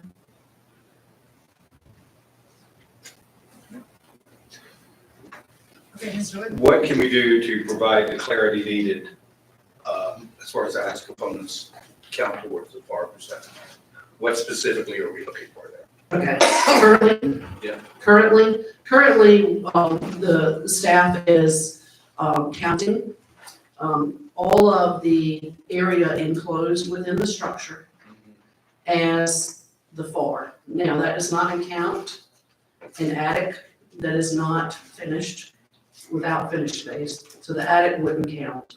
But the rest of the dwelling that is enclosed would count towards the FAR. And I've received questions myself on, well, is that the area where the AC unit is? Is it, the stairwell? So I've received some questions about that. As of right now, and I think maybe until we have some discussions with the planning community, that we would continue that interpretation, since that's been what we've been using, I guess, over the last year and a half. So the needed clarity is coming from the building community, not the county. Correct. Unless you all feel like you agree based on what you have heard from the building community. I just want to get clarity on clarity. Yes, yes. I just wanted to add one thing there. Go ahead. So I sat on this group, and the one concern that we had with the FAR, because we've had several builders, 3 I can think of off the top of my head that I've spoken to personally, who are concerned about the FAR because it's really inhibiting the size of home they can build, and they're having customers kind of do want, a bigger home, not just a, small ranch style. I think it's a bigger issue than even just FAR, and I think moving forward, we should consider also larger homes. What does that do? More taxes, more real estate taxes, more property taxes, more personal property tax, more personal property taxes. So I think the full area ratio thing is a big deal. And also some builders have said that potential buyers coming here move to other municipalities down the northern neck to build their dream home rather than here, because of our FAR is so restrictive compared to a lot of other jurisdictions. So just kind of food for thought, but I really don't want this to be forgotten, because I think this is a pretty big issue we have right now. So I'm hoping this planning commission and building community meeting occurs sooner than later. Yes, ma'am. Thank you. Any other comments on group 3? All right, on to group 4. Group 4 discussed the capital improvement plan.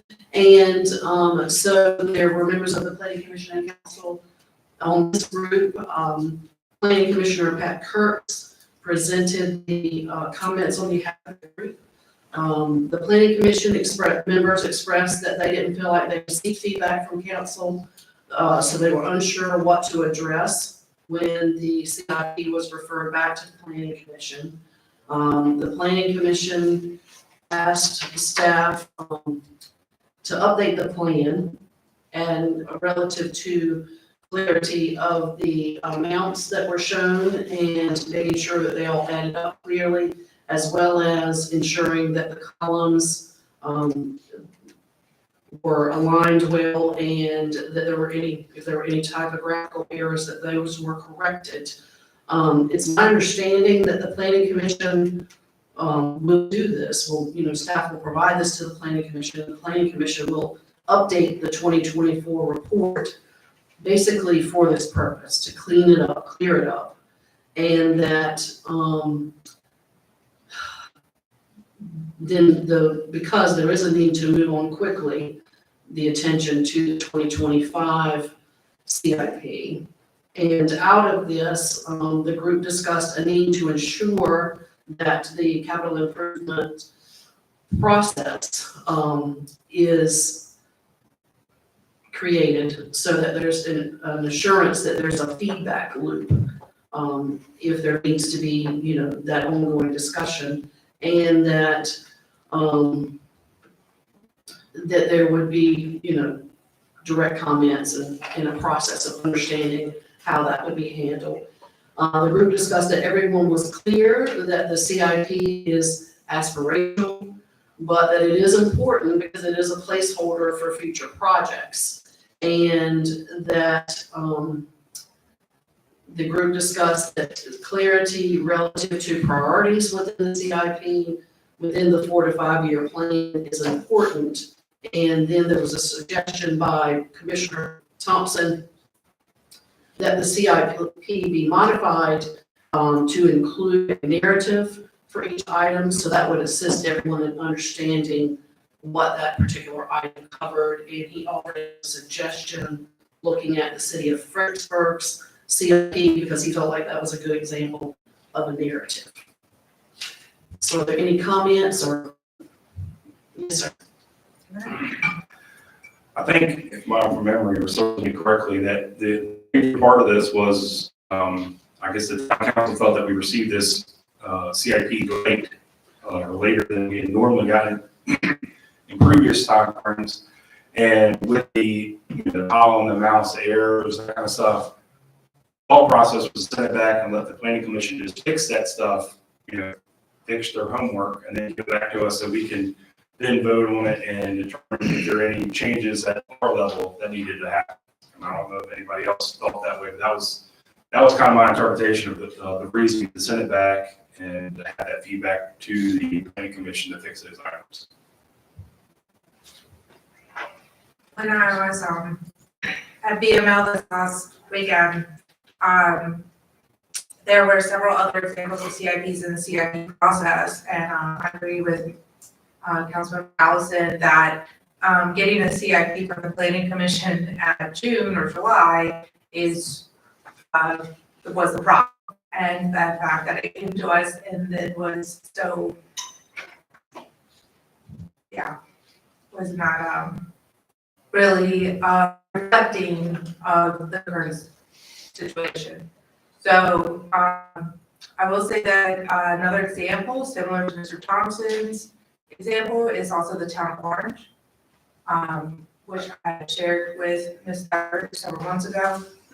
And also the CIP process in a locality that's doing some really good documentation starts in January, where we are also doing strategic planning. So then we're aware of the CIP, we are aware of the strategic planning, we are putting the legislative agenda together. All these pieces then roll into the budget season. So I just want to put that on radar.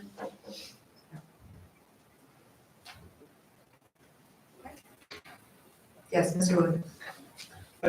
I want some clarity myself. I get it, send it back to them, clean it up a little bit, but what's stopping us from doing our part? Is there anything in this thing that we actually want to change? Council member emailed back saying that suggested changes. So are there any suggested changes other than cleaning it up, making the subtotals match and the columns match? Is there anything council desires or suggests to remove from the CIP, does not support being in the CIP? Well, for me, I think it's to get a finalized version rather than a draft version to us would probably benefit all of us to have a, at least a starting point to walk through that process. But just taking what we have and not having it corrected and that kind of stuff, it does not help us in any way to go forward. I think, but then fixing it the one last time, get it to us, and then we can evaluate whatever needs to be added or taken away. And that's kind of our job, so. Just at this point in time, I know we're gonna do the 2024 one, we still have the one from last year that we've adopted. Because we have a budget already passed for this fiscal year, or like the 2024 column, if you just want additional feedback, I think I had said this already, to reflect actuality, since we're in 2024, 2025. And if that is not actually slated in this exact year, that should be pushed forward, because I know items on the CIP reflect aspirational things that tie into the comprehensive plan, and that's why the planning commission is so critical to this process.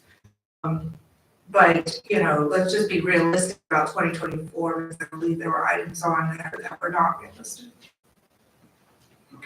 And so just as I go to the next plan, when they're looking at this, we don't want them to address anything other than those items. We don't want them to take anything off or add anything or do anything like that, like items. I think we want to move forward to the 2025 process as quickly as possible. So, okay, make sure.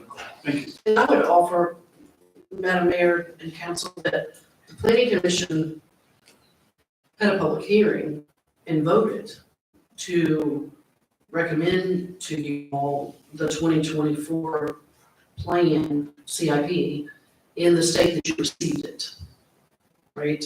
So if there are changes, and I'll have to defer to town council, but if there are changes to that document beyond, ensuring that the columns add up correctly, ensuring that the math works, ensuring that there's no confusion about this column and how it flows through the chart. That beyond that, then I think council correct me, that there would likely need to be another public hearing at the planning commission, and I think that's part of the concern. And I know that Ms. Tucker we had talked about from a timing standpoint, the planning commission's focus and direction should soon turn to 2025. So just throwing that out there for your comment. Just to clarify, they did vote, so they would need somebody who voted in favor of sending it forward a motion to bring it back to consider the public hearing. It really depends on how much of a change they want to make. Well, that's kind of why we got all in the room together, right? And it sounded to me like from the breakout session that the commission wanted it back, was what I understood from that discussion. Okay, I saw Mr. Wood and Mr. Wood. Yeah, just so that we can move forward on this. From my understanding, without having a public hearing, we can ask them to clean up the map, basically clean up the document, right?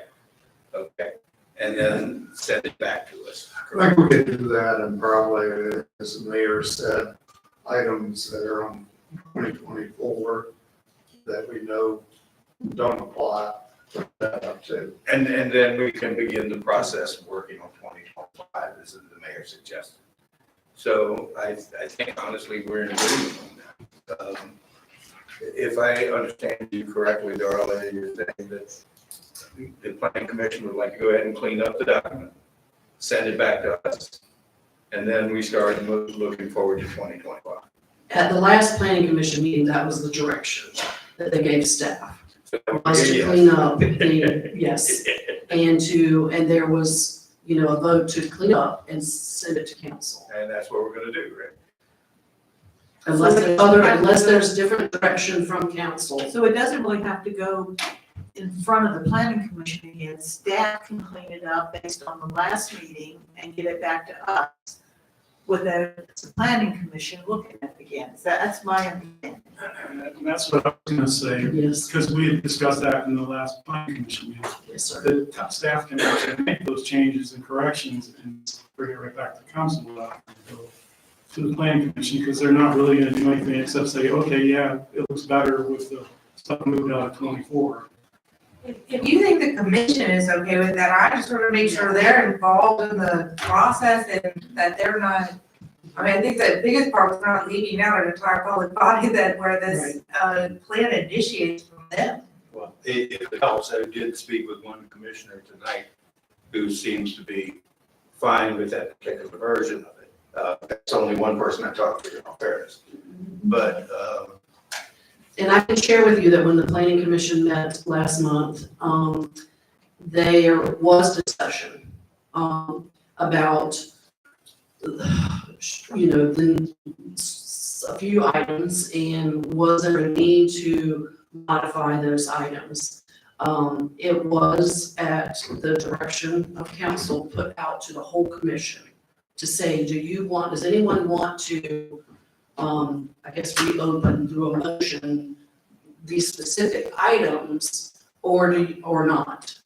And the commission did not vote to open it back up to rediscuss items that were on there.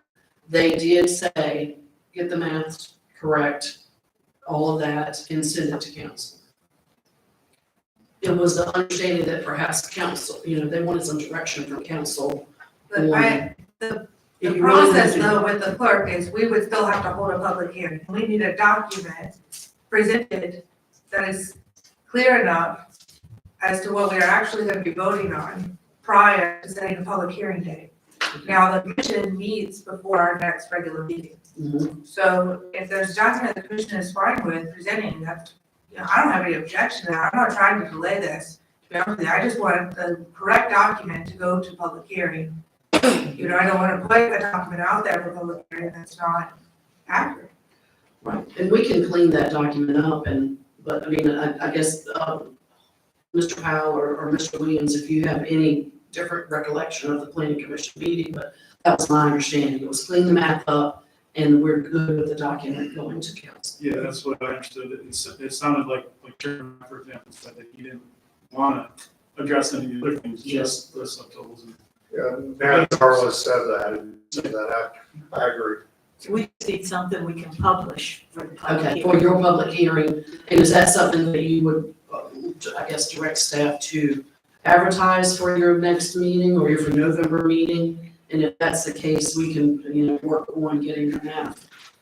I think we need Do to. you need the document in hand? Yes, Okay. and then we have to set a public hearing and then it has to be out. So you'll get the document at your work session in November. I know we have a planning commission in the audience, I'm sorry, I'm gonna call you out, Pat, it's Pat. Is that, are you guys, you think the commission, is that reflective of what the commission would be acceptable with? Yeah, so Okay, we really were not looking to Right. have a big process and start changing budget numbers Got it. or anything, right? Okay. We were gonna clean it up. And we also, on a normal schedule, would start looking at the next year this month. So, yes, we need to Okay. kind of put it to rest, sounds good. so. That's all I had, Madam Mayor. Unless there are any questions. Any other questions? thank you. Thank you. Yeah, thank you. And thank you, planning commission, for participating in that joint meeting. I think it was very helpful to have those breakdowns and get some clarity and understanding between us. Yeah, I appreciate it. I think we have a great path forward. All right, next up is the public hearing, carryover funds. Resolution 35-24.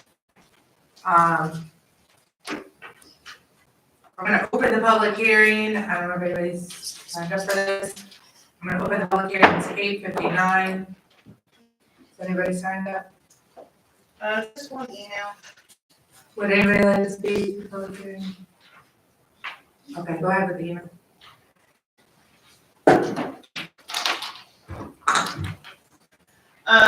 One comment from Mr. Knuckles, he says, given the many challenges of the wastewater treatment plant and the wastewater conveyance system generally, I applaud any budgetary move to increase the funding in the FY 24-25 budget for the sewer fund to bring forward carryover funds from the prior year. I am rather concerned that given the many problems we have already identified and others we are still working to identify, that there were funds that were not able to be spent in the year they were appropriated. But nonetheless, if there are leftover funds, they should remain within the sewer fund line in the budget. As such, a carryover to 24-25 is sensible. Right, with that, I'm gonna close the public hearing at 9 o'clock. Is there a motion? So moved. Second. Any discussion?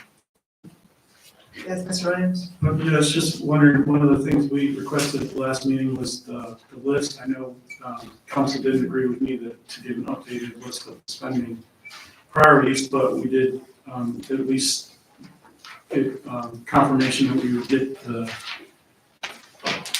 list updated that we currently are working off from. I didn't see that anywhere. Updated list of. The projects that you're spending this money on. I know it was mentioned prior list that we got way back in January that we're still working on. She said we could at least get that, and so that's, I haven't seen it, so I'm just curious. We'll email council that list that we already have for the current projects for the month. Okay. And will that include anything that's been done, like checked off or? We'll provide status. Okay. I personally would have liked that before the meeting, but I understand this money is bigger fish to fry with the DEQ coming up, so I do support this. Is there any further discussion? All in favor? Aye. Aye. Any opposed? Okay, great.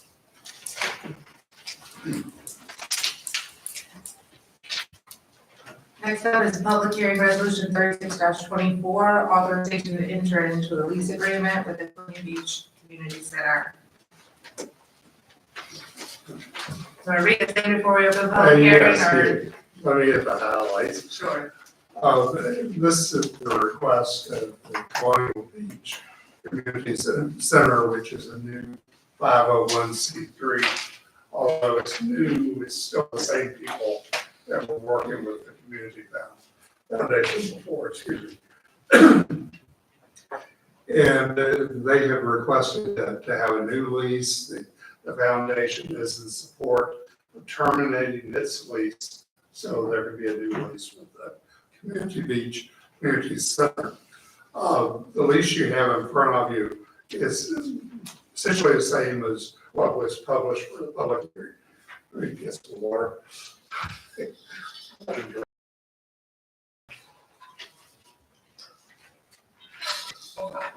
essentially the same as what you have for the public hearing, except it has a reporting requirement annually by them, and also clarifies that their activity and basically letting groups use a facility does not count as a sublease. There's a question raised about that, so that's been clarified. The lease that I would ask that you adopt is the same as what you have in your packet, except the signature line has been changed so that it's clear that Ms. Sappos is signing as president of Colonial Beach Community Center, not the foundation. So that's the only change. And prepared a resolution to this effect. And the essence of the resolution is that prior to signing the lease, they should provide proof to us that they have the 2 million liability policy in place. and that we're named as an additional insured. And then once they sign that lease, then we will have a document with the found, excuse me, the found terminating the place. Glad to answer your question. All right, let me hold the public hearing first and then we'll do that. All right, so I'll open the public hearing, it's 9:05 again. Anybody signed up for it? We have 2, possibly 4 signed up on the sign-in sheet. First up is Michelle Indereden. Did I say it right this time? I did it? Yes. Hello, I'm Michelle Indereden, 263 Barracks Beach Drive, and I am the president of the Colonial Beach Community Foundation. And we are in support of the lease, switching over to the Colonial Beach Community Center. So first, I just want to ask, how many of you all have been to the community center in like the past year? Oh, I know all you have. And so, you know, it looks great, doesn't it? Especially compared with, think back to 2014, when it was the Lions Club and it was, you know, falling into disrepair. So since then, you know, we have upgraded usable bathrooms, fresh paint, well-maintained grounds, Wi-Fi, and much more. And the improvements are all the result of the dedication and passion of a group of volunteers and donations and donors led by CSAFO since 2014. And that was all under the Colonial Beach Community Foundation. So now that same group of people that have been taking care of the community center, managing it, maintaining it, paying all of the expenses involved, has formed the Colonial Beach Community Center 501c3. And they have the desire to continue managing the center at no cost to the town or taxpayers. No one involved in the 501c3 gets paid or profits from the center. Everything, any profits are invested right back into paying the utilities, making repairs, maintaining the property. And as I said, since 2014, the Colonial Beach Community Foundation has held the lease on the community center with the town. And we fully support the CD Community Center taking over the lease or we'll terminate this lease and have the community center take over the new lease. We have full confidence in their board to continue managing the center for all to utilize and enjoy. And as you can see from all the documentation that they provided in the multiple tabs to the agenda on there, they know what they're doing and they can manage the community center to be financially self-sustaining as it has been for the past 10 years. So, thank you. Thank you. Next up is Mr. Nelson, Eric Nelson.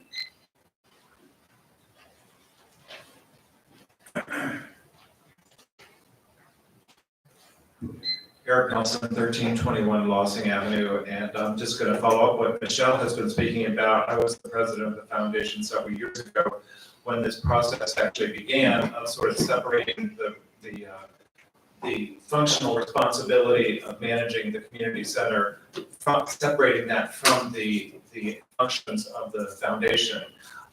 Community foundations typically do not have this kind of activity as part of their responsibility of managing a building. Community foundations typically are organizations that give money to other organizations, which is of course what our community foundation does. So managing a building and all of the activities is never been extremely compatible with the overall mission of the foundation. So for some period of time, as I said, there has been this effort to try to segregate the management functions of the community center itself from the work of the foundation. So this is just one more step in the process, and I think it's a logical step, and I of course fully support it. Thank you. Thank you. And then I have Betsy and John signed up, but I'm not sure. Well, we said we'd do it together. Okay. Welcome. And then a few emails. Okay, Thank you. welcome. Good evening, Madam Mayor and Town Council, staff, and citizens. Thank you for being here. My name is John Heath. I live at 52 Virginia Avenue. And I am here today as a member of the Board of Directors of the Colonial Beach Community Center. And I'm here to urge the members of this council to approve the resolution that Powell just read a few minutes ago. And name CDCC as the new leaseholder of the community center. While it is true that we were awarded 501c3 status just this summer, the board members have been maintaining, running, and improving the community center for many years. In fact, I tried to add up, and I think it came to a combined total of about 30 years that members of our board have been working with the community center to make sure that it's available and ready to be used by the citizens of Colonial Beach. I think I speak for all of them when I say I think we're very proud of the stewardship of the community center. And we look forward to continuing to expand and improve it, both the building and the grounds. We expect the center to continue to be used for a wide variety of events by the town, private citizens, civic groups, parks and rec, area churches, and nonprofits. Under Mitzi's leadership, we have plans to refurbish more of the interior of the stage, and I know something that's near and dear to the mayor's heart. We are hopefully going to resurrect the baseball field, which used to be on the property.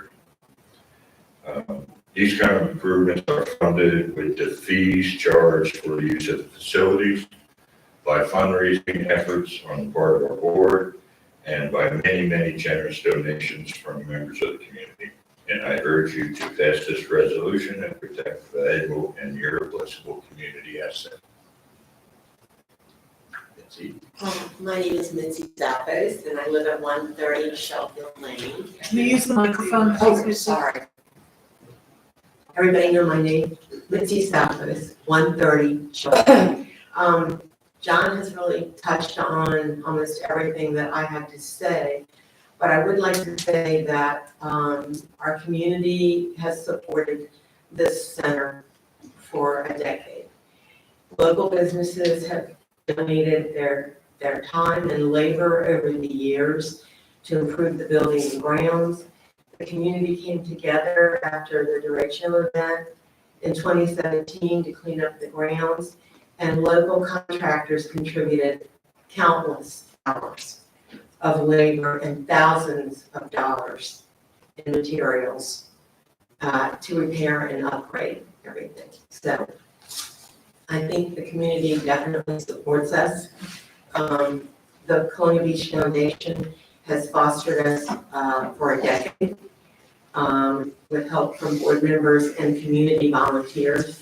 We very much appreciate all the support we've gotten from the foundation and from the community. And we are committed to continuing this effort as the Colonial Beach Community Center LLC. Thank you. I have 5 email clients that are all in support of the lease. And I will read that. The first one is from Miss Kelly Woods Vaughn. She says, my name is Kelly Woods Vaughn. My address is 2 Kettlebottom Road, Colonial Beach. And for 3/4 of a century, our town of Colonial Beach has had a community center located at 717 Marshall Avenue. It was built and maintained through the years by the citizens of our community while managed by the Colonial Beach Community Foundation. While the town owns the land and maintains the lease, there are many benefits for a community center and a community. Some to consider are health, which brings community centers provide access to physical activities which benefit many of our residents. 2, social interaction. Community centers provide and encourage social activities such as a place for meetings, wedding receptions, family reunions, celebrations of life, movie nights, and more. This is a benefit for overall well-being. 3, safer neighborhoods. It is proven that community centers can build safer neighborhoods by providing shared areas that encourage social and informal interactions. 4, economic development. Community centers can support economic development to opportunities. Community centers can provide educational opportunities to children as well as adults. And 6, collaboration and networking. Community centers provide opportunities for collaboration and networking. There are some that believe the property needs to be sold for development. That would destroy our community center. Some of those are the same people that are against building. Go figure. I believe this would be a mistake to our community. I ask that you all vote to keep the community center and renew the lease. It's truly an asset to the benefit of our community.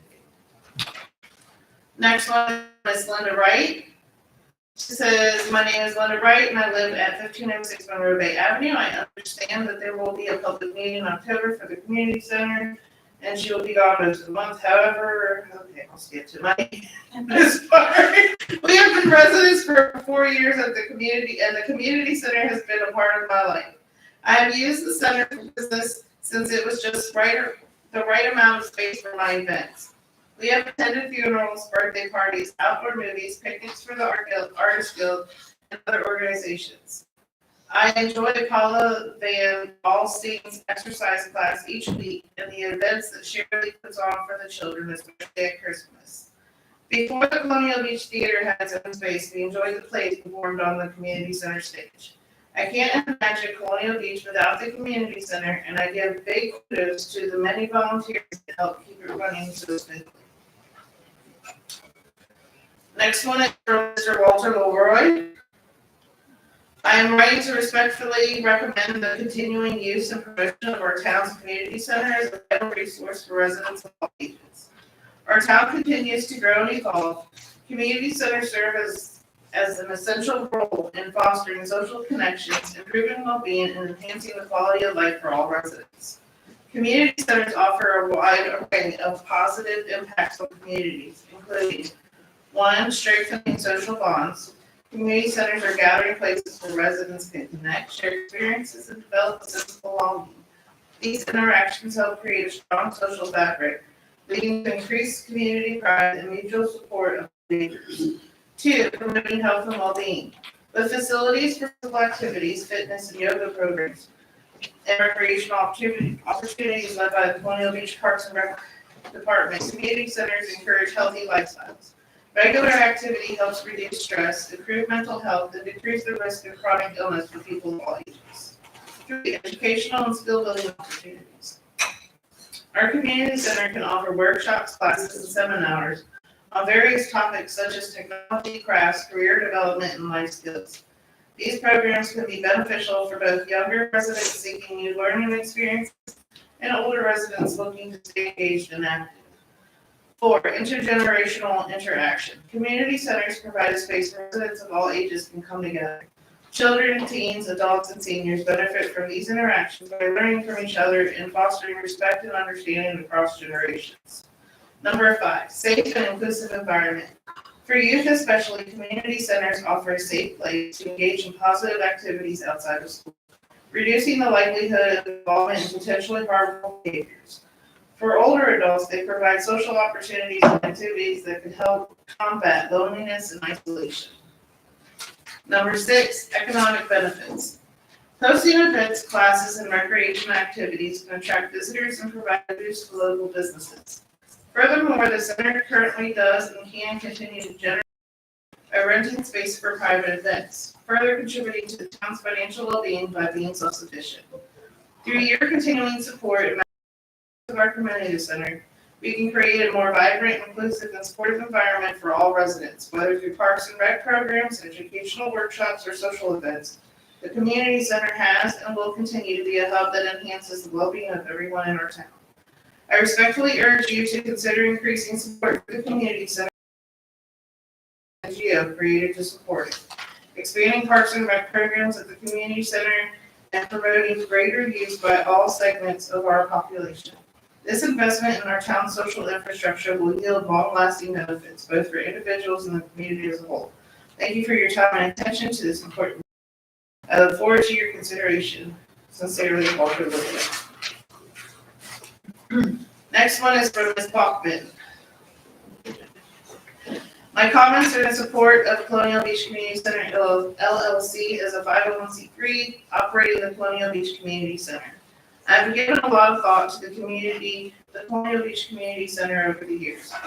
I first became acquainted with the CC when I joined the board of Colonial Beach Community Foundation in 2015. I understand the history and transition from a Lions Club facility to the operation of Colonial Beach Community Foundation. Through those years, I have been involved to varying degrees with the CC leased by the CBCF. The day-to-day leadership of the CC was and has been championed by fellow CBCF board member Mitzi Sappos. Throughout those years, there has been improvements to the property along with an increase in the usage and impact of the community center to our community. Even as a board member of the foundation, leaseholder of the community center, I had given thought that this is a property owned by town and maybe the town should operate. Especially thought this when there were needs for capital improvements, since the lease always gave the town the ability to cancel the lease within 60 days notice. Mitzi and board members and volunteers pushed and found a way to raise money to make the improvements. Then when the town funded a Parks and Rec department, I thought again, maybe the town could operate. Reflected upon what that would look like, the town running the center. As a taxpayer, it makes no sense. This lease is really a way at no operating cost to taxpayers and residents to utilize and enjoy the town-owned asset. In my time with the foundation, I know the investment and donation of time, treasures, and talent into the foundation and the community center committee and volunteers. Under careful consideration, I realized that if the town operated it themselves, there would be an increased cost to the town and taxpayers. The newly founded Colonial Beach Community Center LLC is a group of committed volunteers who have been operating the center under the foundation for several years. Mitzi Sappos has spearheaded this initiative since the beginning. She and the members of this committee and now newly found LLC volunteer their time and know what it takes to operate the grounds and building of the center. A few highlights on what is involved in running the center. Operating cost. Labor, the amount of volunteer hours is approximately in excess of 5,000 hours per year, which equals $100,000 per year. Maintenance, which includes painting, grounds, lawn cutting, cleaning services, and more. Runner's insurance for liability when in use, and utilities, which is water, sewer, electric, and cable. Revenues, the donation. The community center committee does fundraising to pay for operating costs and improvements. Special thanks to the annual karaoke event as an ongoing fundraiser. Private citizens have been generous donors through the years. In-kind donations. Stewart Camp, Ingleside Nursery, Walkerstone and Gravel, Ace Hardware, and many, many others have donated time and materials to improve the building, stage, and lanes and bridges. If the town operated the center, if it would annually have to budget for these items. If the town kept it, it would mean an allocation or increase of our taxes to cover the expenses. Usage rentals. Town's Parks and Recreation, no charge for use since the inception of the Parks and Rec Department. The foundation and the Colonial Beach, the Community Center Committee has worked hand in hand with the town to provide space for events for the community. Town and nonprofits, no charge for use. When the purpose of the nonprofit or organization is to donate time, talent, and or treasures to improve the community, there is no charge. A couple of examples: vaccines during COVID, shares kids at Christmas, town offices when the town center was closed, and many, many more. Resident memorial services, no charge for use of space. When a loved one has passed in our community, the family has been welcomed to use the space to host a celebration of life. Private events, there is a charge. This helps to pay expenses. Examples are church services, retreats, private parties, and events. While a multi-year lease, the 60-day termination clause offers flexibility for the town if there's a better or higher use of the asset at a later date. Again, I'm in support of the Colonial Beach Community Center LLC leasing the building and grounds of the community center. Kathy Bachman. And last is from Mr. Knuckles. As a community, Colonial Beach is not remarkable because of its expansive government, but rather because of the people who live here and the remarkable investment many of our citizens make to provide public benefits to the whole town. rather than having a giant Parks and Rec department, which would be provided through increased taxes, as is common in other towns. It is instead provided here through volunteers. The community center is just an amenity which is staffed and curated by our well-meaning neighbors. My understanding is that some of these volunteers currently involved in the community center believe that it is currently making sense for the existing umbrella group, the foundation, to step aside on what appears to be a new group, but which has actually compromised the many of those who have been keeping the community center running for years, to formally take over the operations of the center. And as such, a new lease with this group is needed to let the foundation officially step away. I would like to thank any and all people who volunteer and provide a public good to our community through the donation of their time and energy, to provide them with some certainty that the fruits of their volunteer labor are enduring. I hope that the terms of the lease are fairly lengthy in nature to allow the organization the planning on how the community center will be utilized to its maximum public benefit. I support the idea of a lease on the community center and that it should be awarded to the Colonial Beach Community Center Board. The business plan, policies, and procedures as proposed appear to be well-reasoned, based on their successful experience and are in the public interest. Town council should approve this proposal. That's it. Okay, with that, I'm gonna close the public hearing at 9:26 p.m. Is there a motion for resolution 36-24? So moved. Is there a second? Okay, is there any discussion? Yes. Yes, Several times it's been referred to as an LLC. It's not, it's a non-stock corporation. It's a non-stock Virginia corporation. Corporation, so it shouldn't be referred to as an LLC, it's incorporated. No. Thank you. okay. Any other discussion? Yes, Mr. Williams? Yes, just one thing that I wanted to ask about is the reporting in the resolution. I personally, and I'm not sure if the organization have initiatives or not, but I personally like to see a report, put on their website, kind of listing off, it says income and expenditures here, but that's pretty vague. But I'd like to see what they're being charged, just information that most nonprofits would disclose to their constituents. Well, our constituents is, since we own the property, is the council. Do you require that of your other renters? I'm just curious. All right, we're not gonna time to discuss it, this is council discussion. Thank you. It's a publicly owned building. I don't have an issue with a new corporation taking over. I just personally would like transparency for the citizens to see where their tax money is going to, because, it's $1 million, at least a $500,000 piece of property. Okay. Is there a concern? This is with- council discussion, there won't be anything from the audience, and if you make me gavel, I will do it. If Thank that's a problem, that's concerning me. I don't know. Sure. Are there any other discussion? Let's get. Okay. All right, I'll do a roll call vote on this then. You have further discussion on that? Well, I wanted to make a motion that we amend it to require a little bit more detail in the report. Is there a second to the motion? We will still have the existing motion on the floor. Okay, is there further discussion on any other point? Okay, I'll do a roll call vote on this. Mr. Wood? Aye. Mr. Williams? Aye. Mrs. Robertson? Aye. Aye. Aye. Super eye. Before I vote, super duper eye. I just want to be clear that before I vote, in full and absolute transparency, this is a no-brainer. The attacks on our volunteers and nonprofits for the work that they do, instead of having to add taxes to our citizens for these services, is appalling. And I vote aye unequivocally in support of the community center.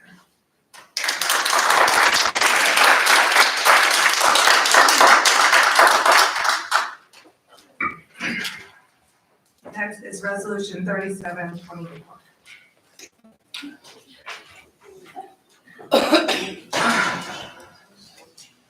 right, this is, obviously the, Main Street designation, application was submitted. We've talked about Main Street a lot, we've had BDH, CD present to us. And, so in support of that, in support of their application, they'd like to know officially if we support them Madam in, Mayor, for the Main Street designation. I move that we approve resolution 37-24 in support of the Main Street designation for Colonial Beach. Second. Is there further discussion on this? All right, all in favor? Aye. Any opposed?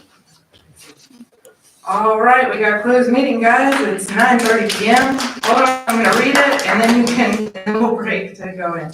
I move that the town council of the town of Columbia Beach, Virginia convene a closed meeting for the following purposes and to discuss the following subjects, all of which are exempt from Virginia law from public meeting requirements as indicated, namely pursuant to Virginia Code 2.2-30, consultation with the legal counsel regarding specific matters requiring legal advice by counsel, including analysis of agreements. Is there a motion? So moved. Is there a second? Second. All right, we'll go into closed session. Thank you.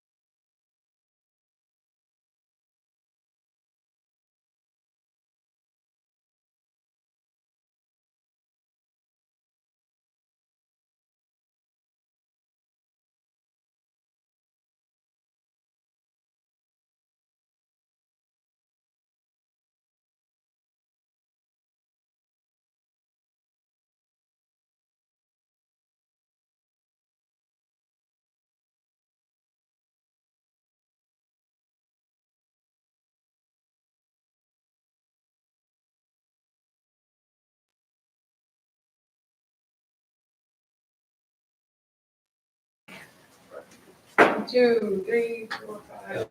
Who am I missing? Here? Yeah. Going back to your seat. Oh my God, freezing. Is there a motion to reconvene an open meeting? So moved. Is there a second? Second. Third. Wait for Karen to come out so we can. Come on, Karen. Oh, no, it's Darla. Nope, not Darla. Go back to the door. Y'all have good evening. Bye. Oh, what's left of it? Thank you, darling. Hold on, we're just. All right, I'll start with the certifications, which will be out by the. Is there a motion to certify that only public business matters lawfully exempted from open meeting requirements under the Virginia Freedom of Information Act, and then only such public business matters as were identified in the motion by which the closed meeting was convened or heard, discussed, or considered in the meeting by council? So moved. And second? Okay. As so certified. I so certify. I so certify. I so certify. I know. Certified. I so certified. Karen, just say it. Say I so certified. I so certified. All right, let's adjourn at 9:52 p.m. Thank you. We're at Sorry, Karen.